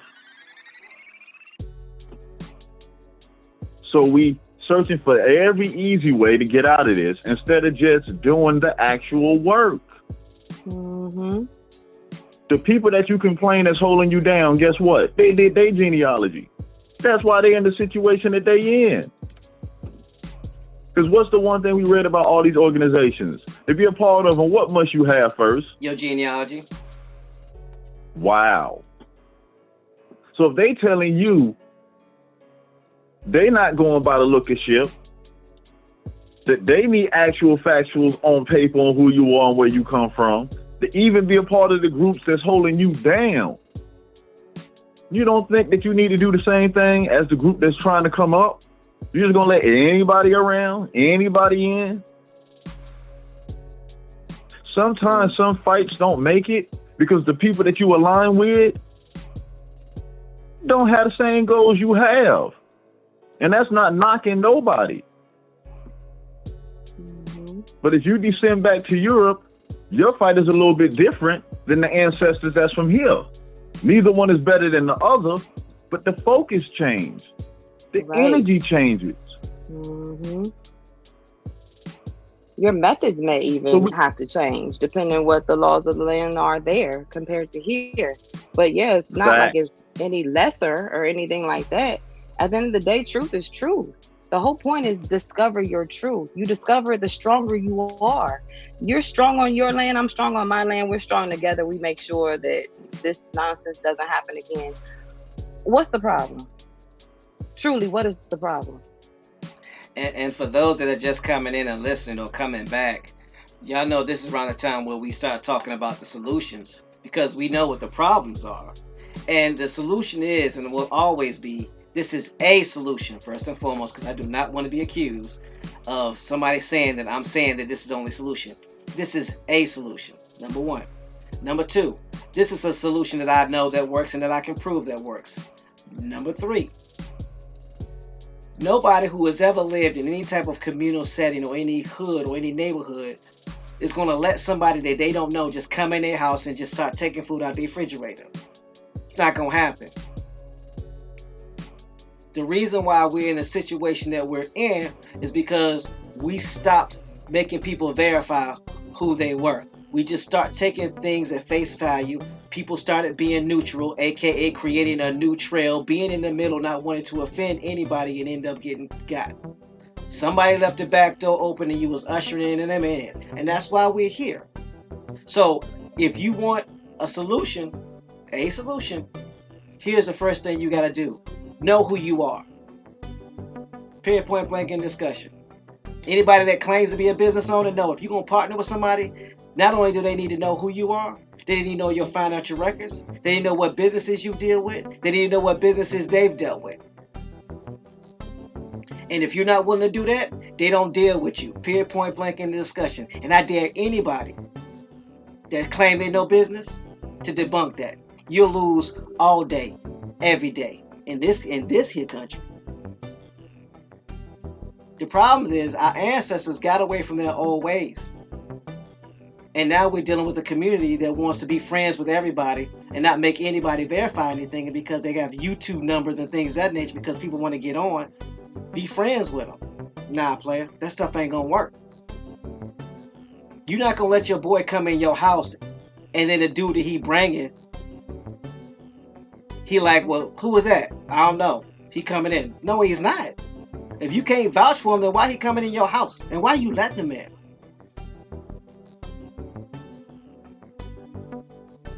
And the people that do the most infiltrating look like us. And everybody's trying to point to people that look like something else. You need to pay attention to the person that look like you. That's how all this stuff gets started. The solution is verification. Who are you? That's one of the solutions. Now, if you could point to me a situation where people got together and no one verified for anybody and they became successful, please provide it. I would love to see it. I mean, it's possible.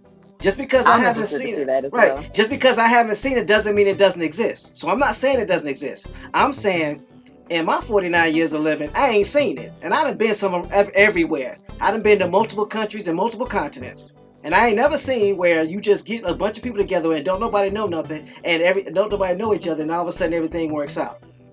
But hey, there's a first time for everything. So if you know that it works and you can provide the proof, please do so.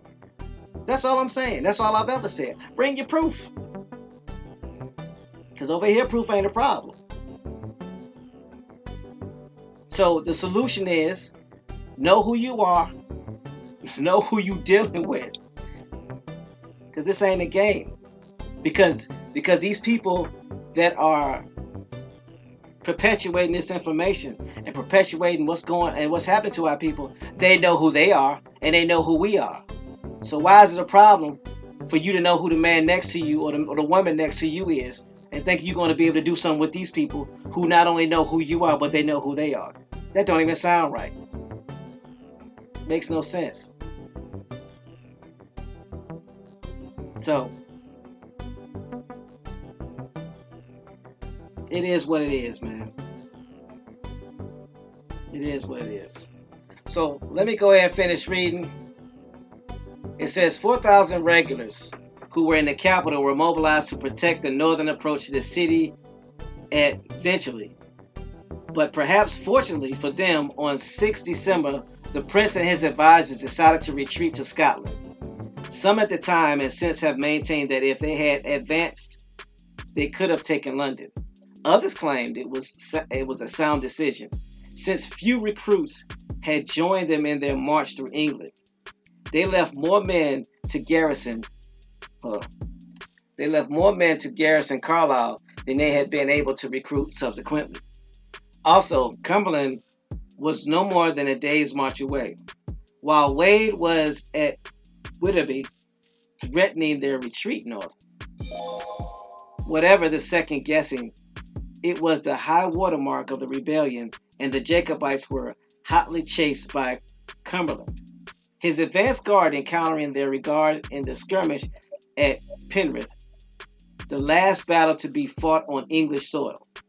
The bulk of the Jacobites' army reached Scotland and even defeated Hanoverian troops at Franklin in January, only to be decisively beaten at Culloden in April 1746. So this is the last hurrah for the swarthy nobility of the Stuarts. They were finally defeated in Culloden on April 1746. And then it goes on to say, despite persistent attempts to portray the rising of Scots versus English, the truth is more complex. There were many Scots in Cumberland's army, and some of the worst excesses in the suppression of the 45 were perpetuated by Lowland Scots officers. There were some flickerings of Jacobites in the Highlands after 1746, despite the government's ruthless repression, which included the deportation of thousands to the West Indies. Wait, what?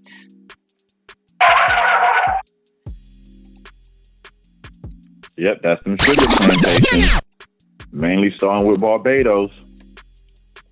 It says there were some flickerings of Jacobites in some of the worst. No, it says there were some flickerings of the Jacobites in the Highlands after 1746, despite the government's ruthless repression, which included the deportation of thousands to the West Indies and the banning of traditional Highland dress and tartan.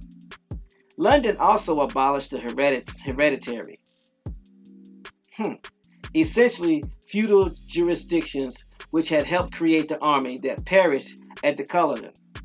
But it was the albino Highland chieftains who had seized black lands, who completed the process by disposing their tenants, drive them yet more thousands to the Americans.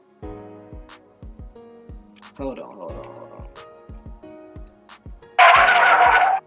Are y'all hearing this?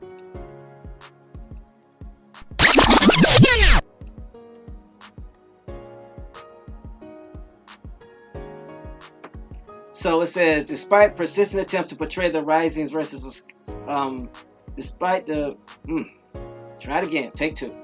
Despite persistent attempts to portray the risings as Scots versus English, the truth is more complex. There were many Scots in Cumberland's army, and some of the worst excess of suppression of the 45 were perpetrated by Lowland Scots officers. There were some flickerings of Jacobites in the Highlands after 1746, despite the government's ruthless repression, which included the deportation of thousands to the West Indies and the banning of traditional Highland dress and tartan. I need to take a look at that Highland dress and tartan. Since London also abolished the hereditary, essentially feudal jurisdictions, which had helped create the army that perished at Culloden. but it was albino Highland chieftains who had seized black lands, who completed the process by disposing their tenants, driving yet more thousands to the Americas.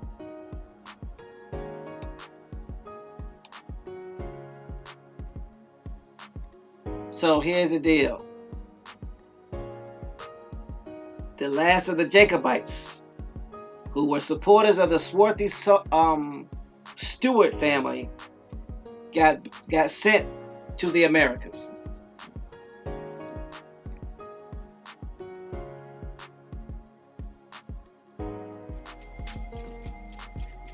So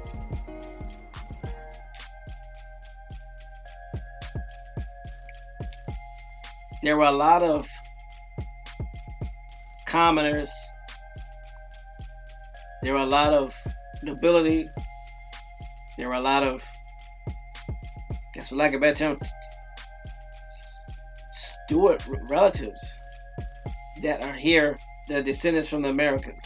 And people need to know that it's not a African, comma, West Indies, comma, African American type situation when it comes to race.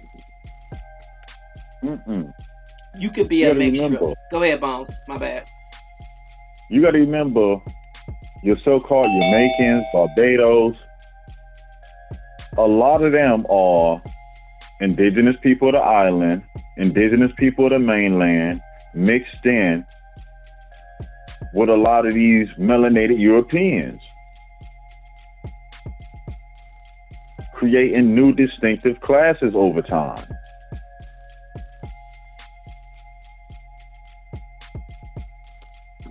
Think about it. What you call a Jamaican today, I bet you if you go back 500 years, it's completely different. I bet you that.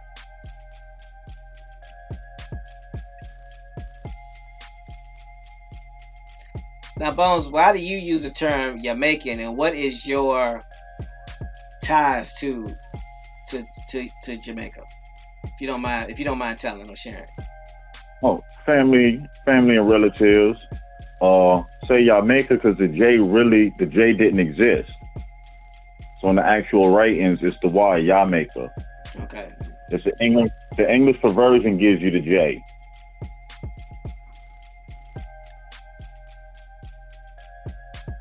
They got family all up in the islands. Just wanted to put that out there. For those that may have been wondering and didn't want to ask, or for whatever reason, or just in case there are people who wants to create false narratives. You know how that goes. Yep.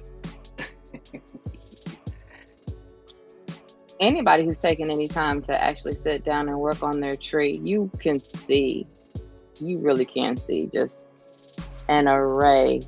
I mean, it's like a tree. Like you can see individual leaves. You can see it's all the same tree, but you see the variety of every single branch and every leaf. Like you can just see the different changes here or there. And I'm not saying changes in terms of like just changing up an entire people, but in some cases, that's true too. Because it takes 2 generations you can be swarthy and then look like you're not swarthy. Well, yeah. That's what albino in there. If you did it with an albino, it'll happen on the first because you're working with a blank slate. Recessive. That's how they did it so quickly. They can infiltrate. Think about it. These French infiltrate. How else did they infiltrate the whole planet?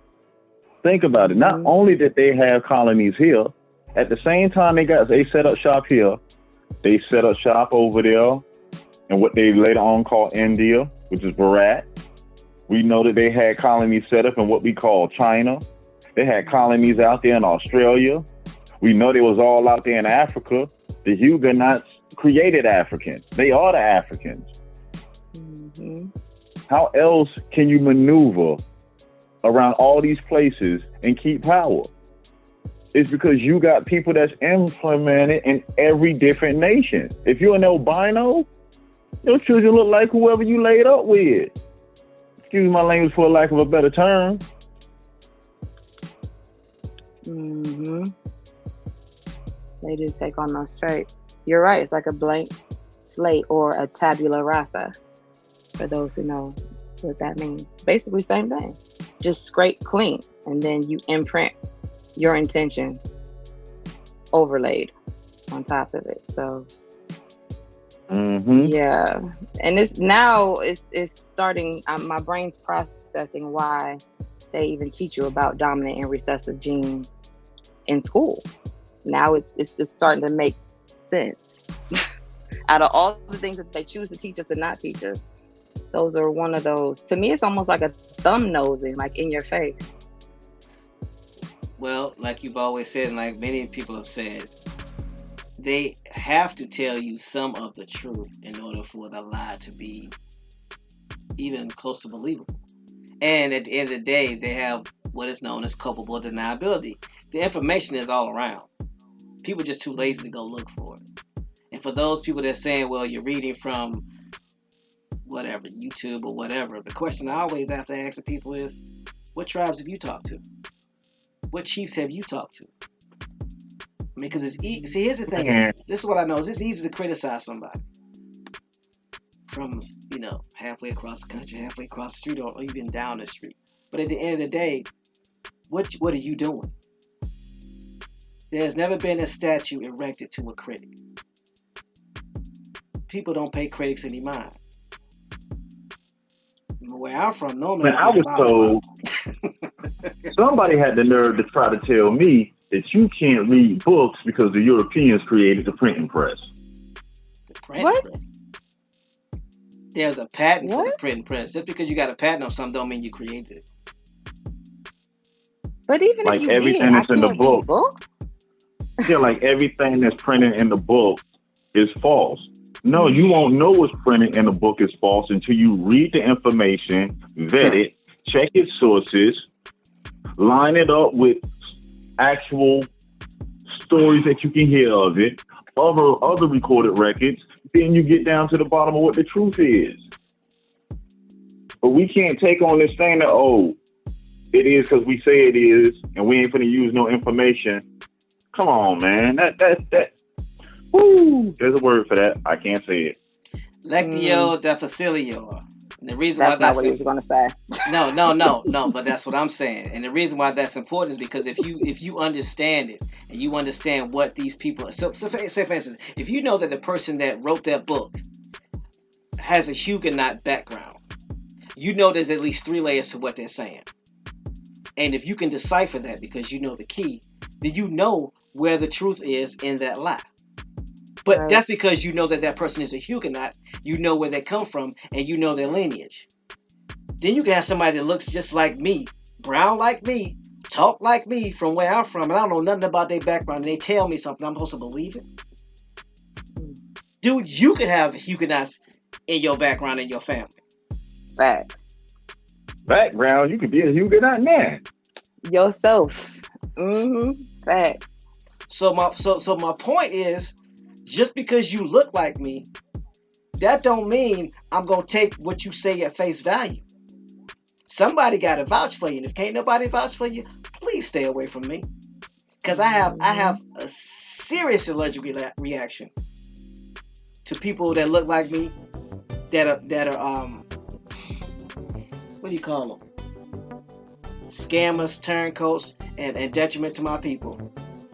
You'd rather take a revolver with all 6 rounds in it, spin it and pull the trigger, than let me find out that you're trying to scam somebody and you're trying to get into my family. Know that to be true.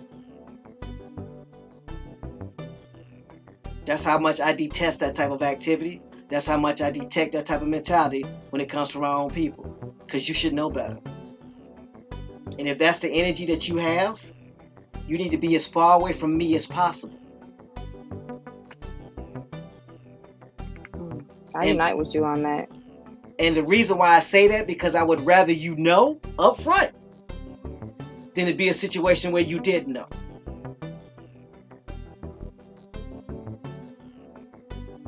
To me, those people that really don't want change, they talk a good one. Try to sound like the smartest person in the room. just to pull off another hustle, another scam. I mean, enough is enough. Enough is enough. We don't need no more snake oil salesmen no more. We never did. That's the problem. Waiting for the quick fix. Or this intellectual person to walk in the room. The intellectual person that's supposed to fix it is you. Can't nobody else fix your problems but you. Who better knows your problem but you? Everybody's problem is different. Some of us might relate because we walk particular paths that are similar. But everybody's situation is different once you get down to the base level of it. And the only person that knows that is you. Pamela Hall says, I need to ask why they don't tell the race of the people that came over here. Why are the paintings painted white, but this information says different? Well, Pamela, look at it from this perspective. If I'm trying to keep you, the people that are in the majority, the largest number, if I'm trying to keep you under control, the one thing I cannot let you know is that there are a lot of you. Because pure numbers alone will overwhelm any force. And if I can control what you believe, where you came from, then I can control what you do. And if I can control what you think, and if I control what you think, then I can control what you do. Anybody, programming. Right. And anybody that's ever been in the sales industry know that people are very predictable. That's why insurance is the way that it is. Because our actions and our habits don't change, especially when people understand how we think. They turned it into multiple choice. Mm-hmm. So you had an illusion that you're making a choice, but the choices for you to choose were already picked for you. They already know. They done studied it. Case in point, we always hear about HUD, but the only choice that you thought you had was Section 8. Why didn't nobody ask about Section 1 through 7 and Section 9 afterwards? Because they thought the only choice you had was Section 8. Indoctrination. Wakey. Knowing how you think. Knowing how you process information. Even coming into the conscious community. And I hate to say this, but it is. That's a form of indoctrination. Because what we do is we make the mistake of listening to the information and not vetting it. Well, because it sounds good, we don't vet it. So then we say that person or those people or that group or that organization is now the person that has the information and the knowledge without vetting them. And then when somebody does come in and ask a question or challenges, then all of a sudden it's a problem. When all we had to do was make them vet it from the beginning and allow them and make them continue to keep vetting it. See, that's where we make our mistake as people. Oh, they've been right 20 times out of 20, so that means they're gonna be right 21 out of 20. That's not true. Because some people have a tendency to start making up stuff because they know that you're going to believe it based off of their previous history or what they call a past performance, which is called a prospectus.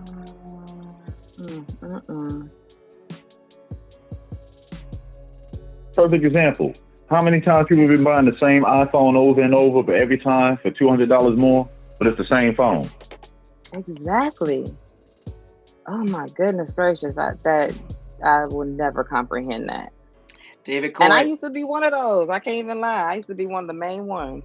I know, right? But it makes no sense. David Corey says Section 8 is all they gave us. No, Section 8 is all they... Section 8 is all promoted. Because the website... Right, the website has been up. The website has never been down. The website has always been up. The website breaks down all the sections. So, Section 8 is all that was promoted. Section 8 was all that was promoted by our people. Here's the key. Section 8 was all that was promoted by our people for our people. Say it again. One more time, please. Section 8 was all that was promoted by our people for our people.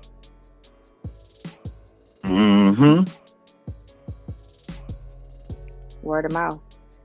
Section 3 has been in existence since 1968. How many of your community leaders have ever told you about Section 3 or Section 9? Section Or 3 was any in kind of self-sufficiency. exactly. Section Right. 3 was in existence when what's that rapper that got killed not too long ago in California? What's his name? Nipsey. Nipsey Nipsey Hussle. Hussle. Nipsey Nipsey Hussle Hussle was using using Section 3. Why he didn't talk about it in any of his raps? I'll wait. It's a marathon. Jay-Z and Beyonce use Section 3. Why don't he talk? Jay-Z got how many albums? Like 20? Not one of his albums talk about Section 3. Why not? I'll wait. He got a whole song talking about how you leave wealth to your family, talking about flipping art. Like Yep. what? It's Yeah. all in Truth. abstract though. Tell about the PIH codes. Tell the truth. Right, because the point of it all is to be cryptic, and Grand Rising everybody. I'm sorry, I slipped in real quick. Peace, Copper. Grand Rising Copper. All right, but the point was to be as cryptic as possible about it, to give people an idea. Okay, well maybe I should start looking at other ways, but not actually giving you the way and the information that he's already using. That's the point. And again, I'm not gonna say anything about this group directly, but I will say that part of their iconography is holding on and sealing something up, keeping something bottled so you never see what it is. The riddle of the Sphinx. Okay, this is what we're talking about is the riddle of the Sphinx. The same thing that has the ability to get you out of your situation, to get your whole community out of its situation, never gets talked about. You only hear about what, like TMH said, you only hear about this one code that allows you to have a little crumb of what you're supposed to be able to get if you can't get it on your own. From a bunch of people who have told you, well, we make a little bit more gain every so often, but we never get ahead, and we're never really gonna get there, but maybe we might get there, so just believe. No. This is nonsense. There's a reason they don't give you the rest of those codes, and we've gone over that. We've exposed all of that. They don't want you to get ahead because they want you to think that where you are is where you need to be, and that you have no power to get out of it.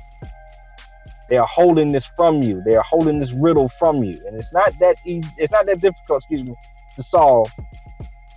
But there are people, very prominent people, who are put in your face all the time, entertainers, athletes, and so forth, that are told to essentially give you a bunch of distractions. That's their job, to distract you and to entertain you, not to educate you and get you the resources you need to get ahead. I'll yield the mic. Man, these people so slick with the programming. We was talking about it last night. Y'all remember in the 80s, you couldn't watch TV without a minute without them showing a starving African child with a fly in his eye and can't blink. Mm-hmm. But now ask yourself why they bombard us with that. It was so we would feel grateful for what we have here because we not like them. You notice you don't see them commercials like that? 30 cents a day, feed a whole village. Then why they starving if y'all over there with camera crews?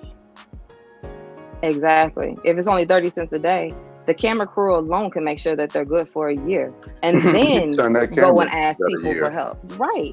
Thank you. Instead of taking the equipment, give them the. But that's how you know a lot of this stuff is set up and is staged, and it makes no sense to keep pouring your emotions into it, because the more you do, the more you get into that place of we shall overcome. You're sitting there in your home and you're watching TV and you see this child with this fly on his face, needs 30 cents a day.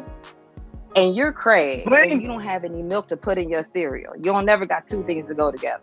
Mm-hmm. It's going to make you more grateful because at least the fly's not crawling on me and I could eat the dry cereal. Mm-hmm. As opposed to, how come my living standards aren't what they should be based on what's around me and what my ancestors actually left for me?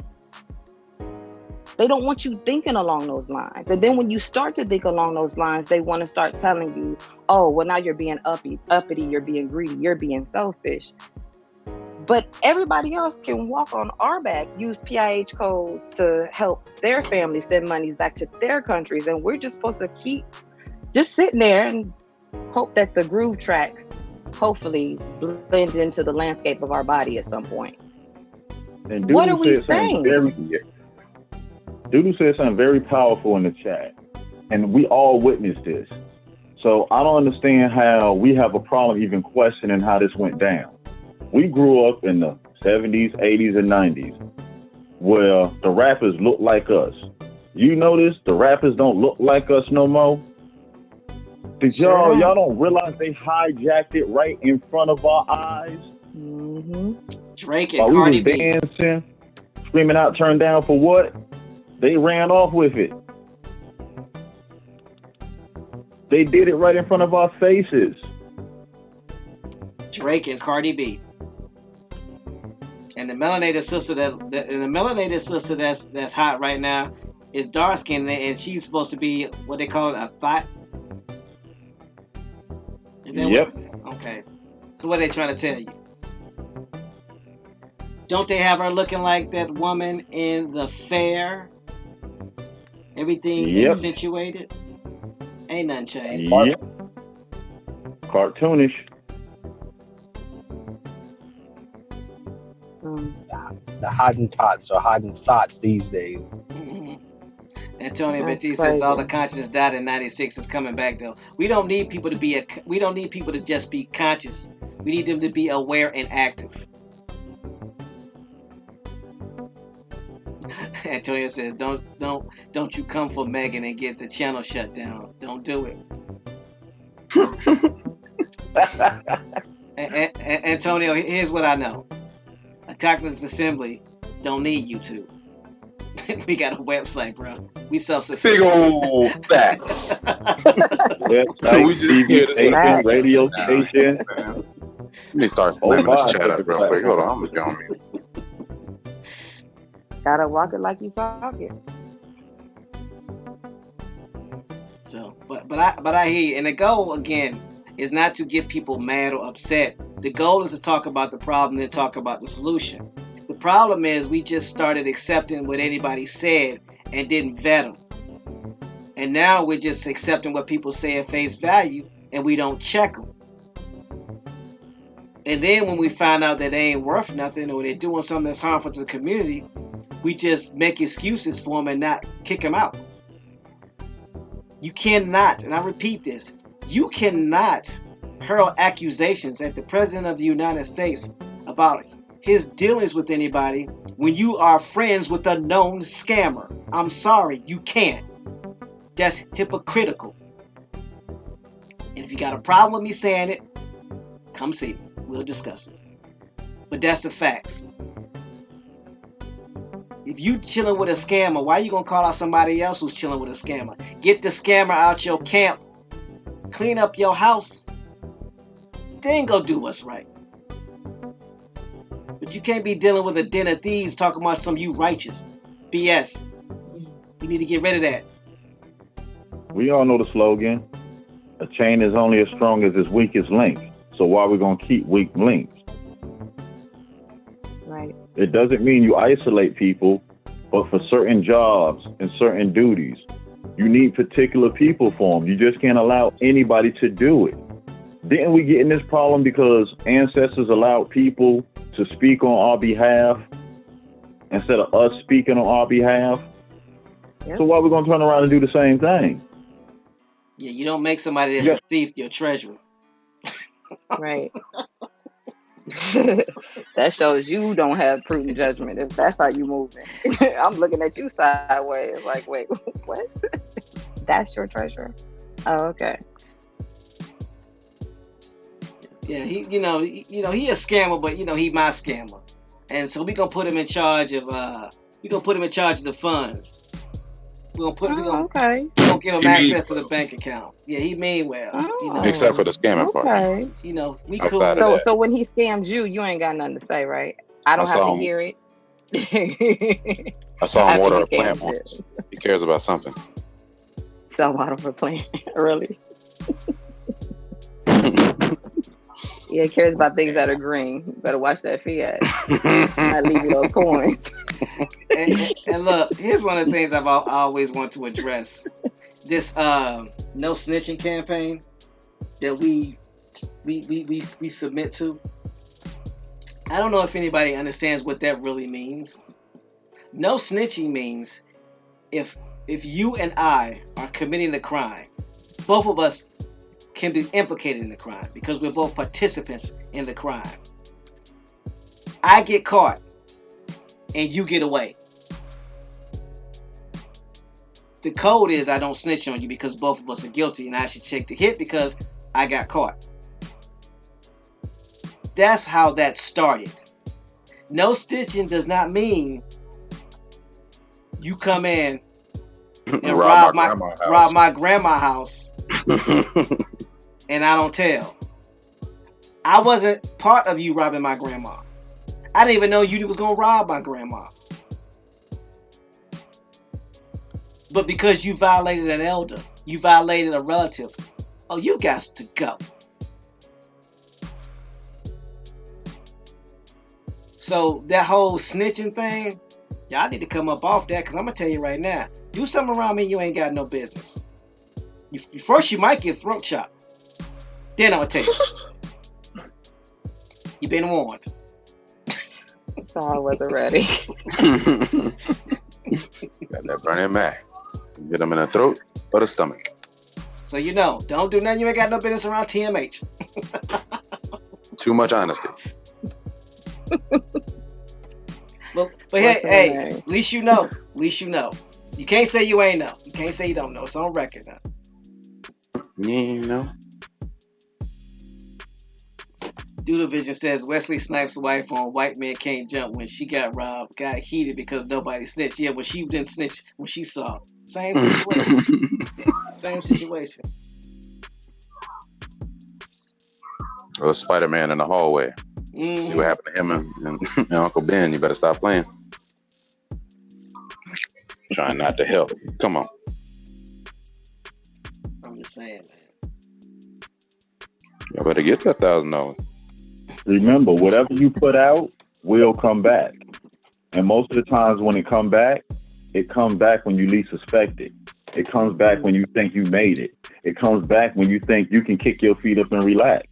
Again, whatever you put out will come back. That's very true. And remember, when it comes back in a higher form, like amplified or multiplied. Just think if you plant a seed, one seed from out of an apple, you get an entire tree that has multiple apples. Each one has multiple seeds. Reciprocity, don't play. Choose whether you want that good or that bad energy coming at you. But at the end of the day, I know what I want for me and mine. So if you're going to be anywhere close to me, doing any kind of building, restoration work, any of that, you got to be on the up and up. Because I am. If I am, you need to be, and vice versa. Like Bone said, you're only as strong as your weakest link. So why be the weak link? If everybody has the mentality to be the best version of themselves that they can be, there's no sense of any kind of weakness there. There's no frailty in that. There's no sense of you losing a bond that should be an eternal bond between brothers and sisters. All this extra stuff, it needs to stop. Like, I love healthy competition, but I hate dumb stuff. Like, if we gonna compete, let's compete like apples for apples, not apples and oranges. Outside of that, let's not call it competing. You do your own thing, I'll do my own thing. And then, we see each other down the road. Again, you don't have to be my enemy, but if we're not on the same track, there's no point in trying to be in a NASCAR race and you come in with a shopping cart. I mean, it's a little problematic. It's not going to quite work. So, end of the day, just be the best version of you that you can be. Help those around you to do the same. And watch the difference that you'll see around you. Watch your whole world change around you. It's possible, and it starts with you. And me. When I'm speaking to you, trust me, I'm always speaking to myself. So. Pamela Hall says she'll be in my area up my way on Sunday. I put my address in the link. So, give me a call. Come on by. We can chop it up a little bit. Sweets. Yeah. The full address is there. Yeah. There you go, Pamela. Why you laughing? Y'all know me. I mean, I ain't got nothing to hide. he's the Yes, first. we know you. That's why I'm laughing. We know you. Yes. She said she's going to Joe Crab Shack for her birthday. Man, you go there, you gotta have a towel because it get woo. Well, He said a towel, a beach towel. Get messy. man, a beach towels and a bunch of Like wet naps.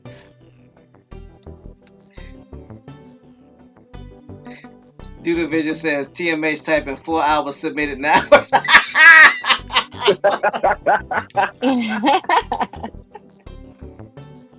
Hey, I'm not a typist. I do a lot of backspacing. I want to make sure my spelling is right. Sometimes I still don't get it right. So, So, good people. We at the 10:30 hour. Let's go ahead and let these good folks get on with their day and be an asset to their community like they always are. Lady Free, as always, ladies first. Thank you. Take it away. Well, I definitely enjoyed the build as always. There's nothing like the collective build that we all do. Between the panel and the chat, the energy is amazing. I can't say it enough. I can't express it enough. You guys are brilliant. I love the quality, just the quality and the caliber of the people who are surrounding me is so amazing. And all the information that I always glean from the chat, from my heart to yours, thank you. Because you don't have to share anything with me, and that you guys share not only the nuggets of wisdom, but the energy and the laughs, all of it. It just makes going through this journey that much more fulfilling. And speaking of fulfilling, there can't be a more fulfilling quest than the rediscovery of your truth. So remember that you're writing each page of your true history with your daily life. Do your genealogy. Remember who you are. Let history remember you correctly. Set the record straight for the historical timelines and for your lineage to come. You are worth it. They are worth it. And nobody can tell your story better than you. So keep uncovering your truth. Keep breaking these spells. Y'all keep rising. Peace, power, and much love to you all. And until next time.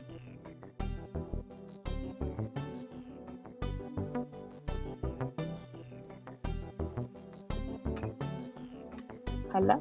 Yeah, I was double muted and trying to get to mute. Look, I'm trying to put my phone. I'm double muted because we're recording for the channel, so Yeah. She pulled a me. Y'all pulled a me yesterday on mute. Like I had to, every salutation in the book had to give out. But go ahead, TMH. Oh, you want me to go? Oh, okay.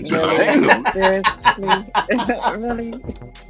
Because look, according to No Sellout, he don't want to go after you, Free. He don't want to go after Copper. He don't want to go after James.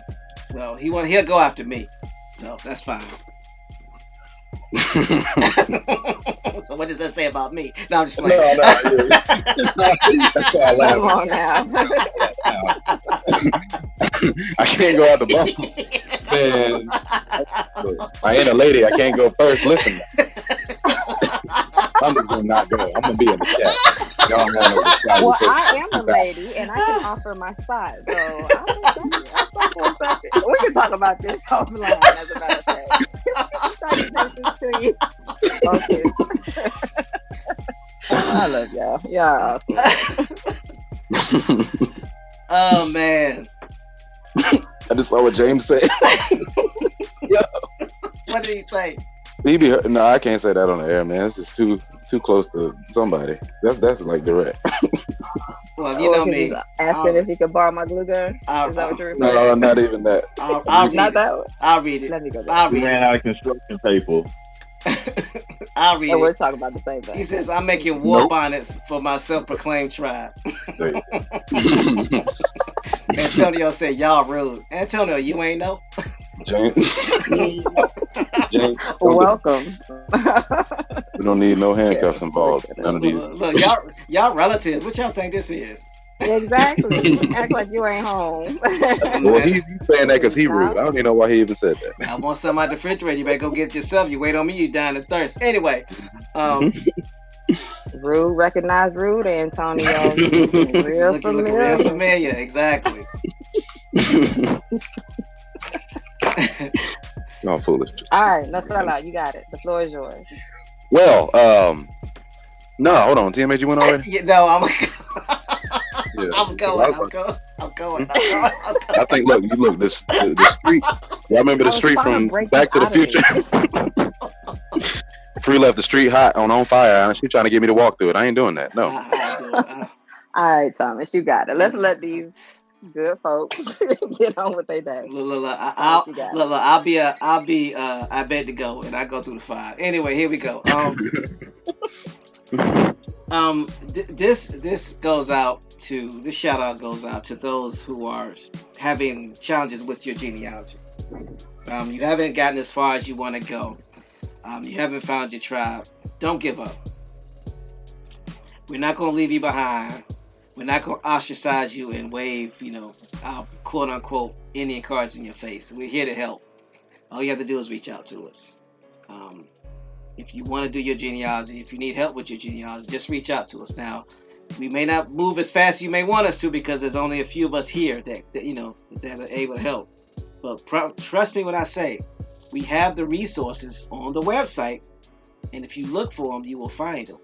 So just know that we are not intending to alienate anybody who has just started on their genealogy or who has not gotten as far as they would like. I mean, you can't get past your grandmother or your great-grandmother. That's not what we're here to do. If you feel that you Indian, you claiming you Indian, we're going to help you get that. So just know that. Mr. TJ says, peace, Shadrach.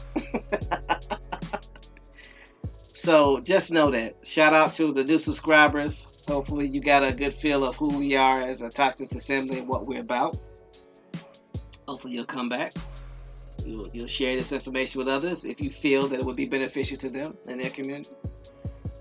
Shout out to those that are listening and using this information to better your personal situation in your communities and potentially your tribe, your clan, your house, or whatever. We appreciate you listening. Shout out to the best chat in the world, no doubt. Some of the most intellectual people in chat that I've ever had the pleasure of corresponding with. Thank you for keeping us on our toes. Thank you for questioning. Thank you for asking the questions and not just taking what we say at face value. Thank you for doing the research and posting what you find in the forums. Thank you for when you find something that wasn't quite right or doesn't sit right. Thank you for posting that in the forum. And we hope that you're doing that with not just us, but with everybody. To the panel, y'all know how I feel about y'all. That goes without saying. Y'all make my job a lot easier, and I consider this as one of the more enjoyable parts of my day. So thank you for all y'all do. Doodle Vision says, to the scammers out there, stop sending your Chinese international criminals to hack the A2 site. He just be mentioning everything. But they're international criminals. It always is like this. All right, I'm sorry. Focus. Just a little bit of information for those that would like to learn more about international business. There are businesses that have more property in China than they do in the United States. McDonald's being one of them. McDonald's Corporation owns more property in China than it does in the United States. If that doesn't tell you about the state of the world and how these fake enemies are created, that should tell you something. Again, I encourage people. Hey, McDonald's a holding company. They're not a restaurant. They're a holding company. It's a holding company. Yes, a holding company. You can look them up. So I encourage you, if you can do traveling. I know, did you die? I got shot, but did you die? Did you die?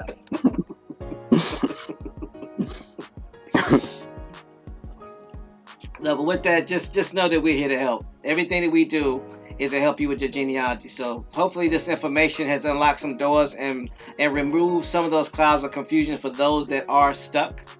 And if anybody out there in the chat, anybody out there that's listening, has information that could be beneficial, please provide it. Don't hide it or just sit on it because you are in a position that you want to be in, or don't hoard it because you want recognition. That's not what this is about. But at the end of the day, if that's what you choose to do, then that's your choice. We're not here to judge. Just know where I sit, where I reside, and what I understand. Keep that crap from me. With that being said, I'm gonna relinquish the mic to No Sellout so he can give his salutations, and then we can go to Copper and then to Bones. So I relinquish the mic. Appreciate you, TMH. Everything I would have said, TMH already said.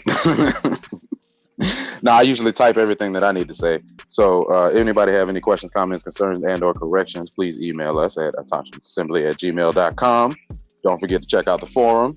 We're always on there. You got any questions, you can go on there too as well. Obviously, TMH already said all of that. So hope y'all have a great rest of your Thursday today. And keep up the good work y'all doing. Peace, y'all. All right. To tow truck, hurry up and get that so El Borio can get on about his business. Copper, what you got for us, bro? Well, again, I appreciate the opportunity to be up here among such fine individuals, and among such fine individuals in the chat and the listening audience as well.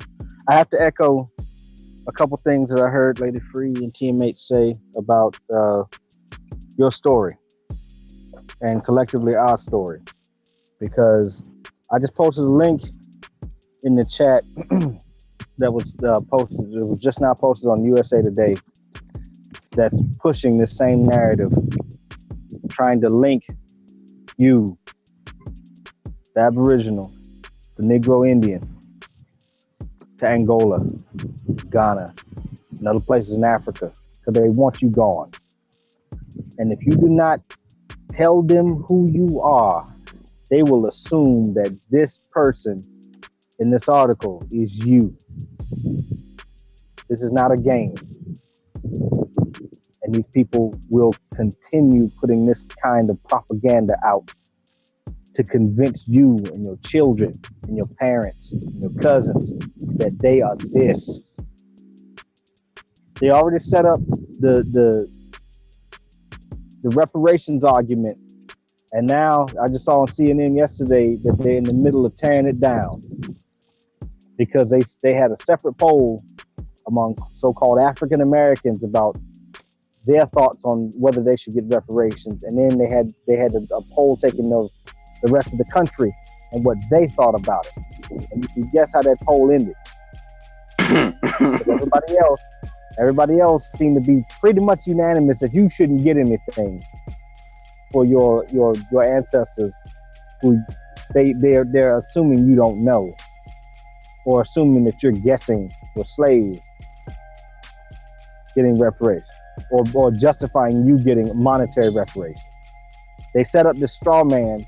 They set up ADOS, and they perpetuated it for a little while, and now they're pulling that rug out from under everybody that bought it.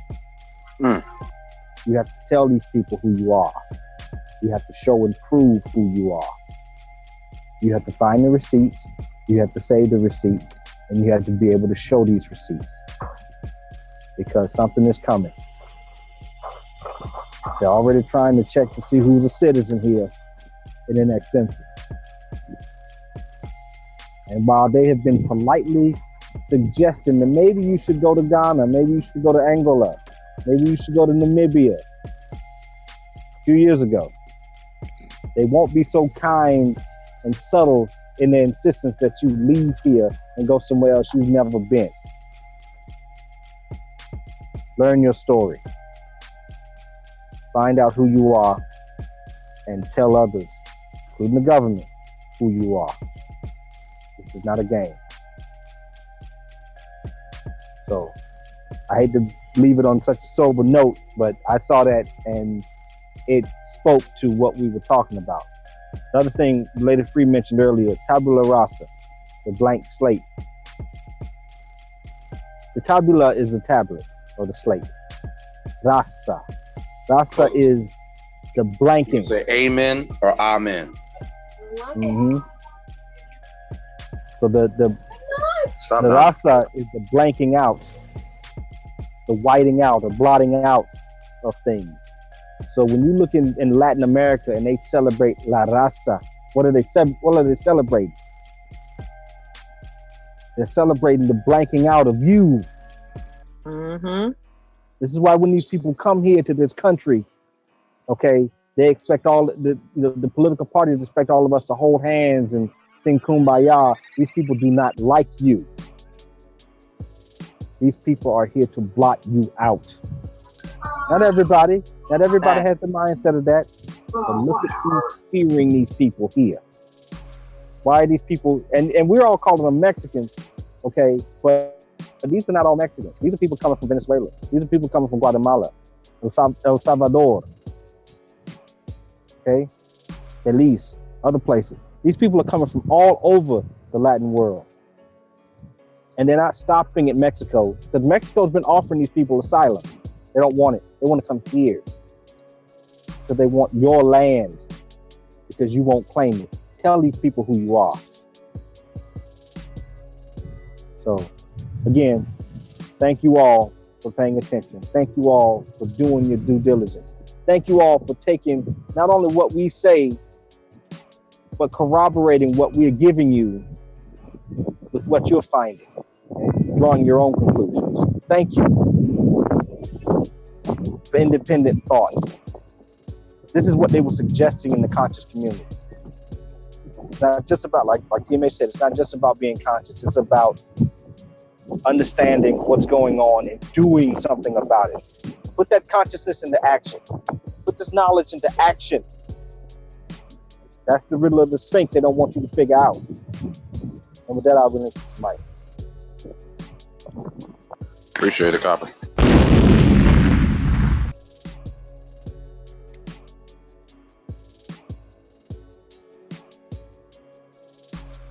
See, I went after Copper. Really? Go ahead, Bones. Take it away, boss. It's all you. Appreciate that, Copper, for dropping that link. Appreciate the panel for doing what they do and making this always fun. Appreciate the chat and all the listeners, because without y'all, none of this would be possible. I want to say one thing before we leave out. On this journey of ours, on this search for our story, let's don't get caught up in the hype. Let's don't get caught up in the good feelings and make the mistake not to document this. We should do our due diligence amongst our day for every relic, every piece of landmass, every symbol that's left to remind us who we are. We need to document it.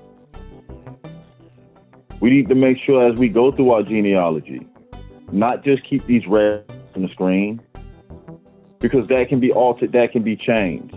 Let's start printing them out and let's start taking the responsibility of keeping the records of who we are. Let's take that responsibility back. Let's take our voices back. Let's make sure we no longer allow people to speak for us who don't live around us and do not have the same goals and outcomes that we have. Let's make sure our children don't end up in this same situation, having to struggle and fight who they are, having to search through somebody else's archives to find their records. Let's make sure that we don't allow the census every 10 years and our people having to wait every 10 years just to find out who we are. Let's start back keeping these records in our home. Let's start back teaching these records to our children like they know the latest song on the radio or the latest show on TV. So on that note, it's always fun when we kick it with the relatives. No place you'd rather be. It's always informative, a learning environment, and so much fun. So till tomorrow's show, everyone have a very, very blissful day, and peace. Peace and love, everyone.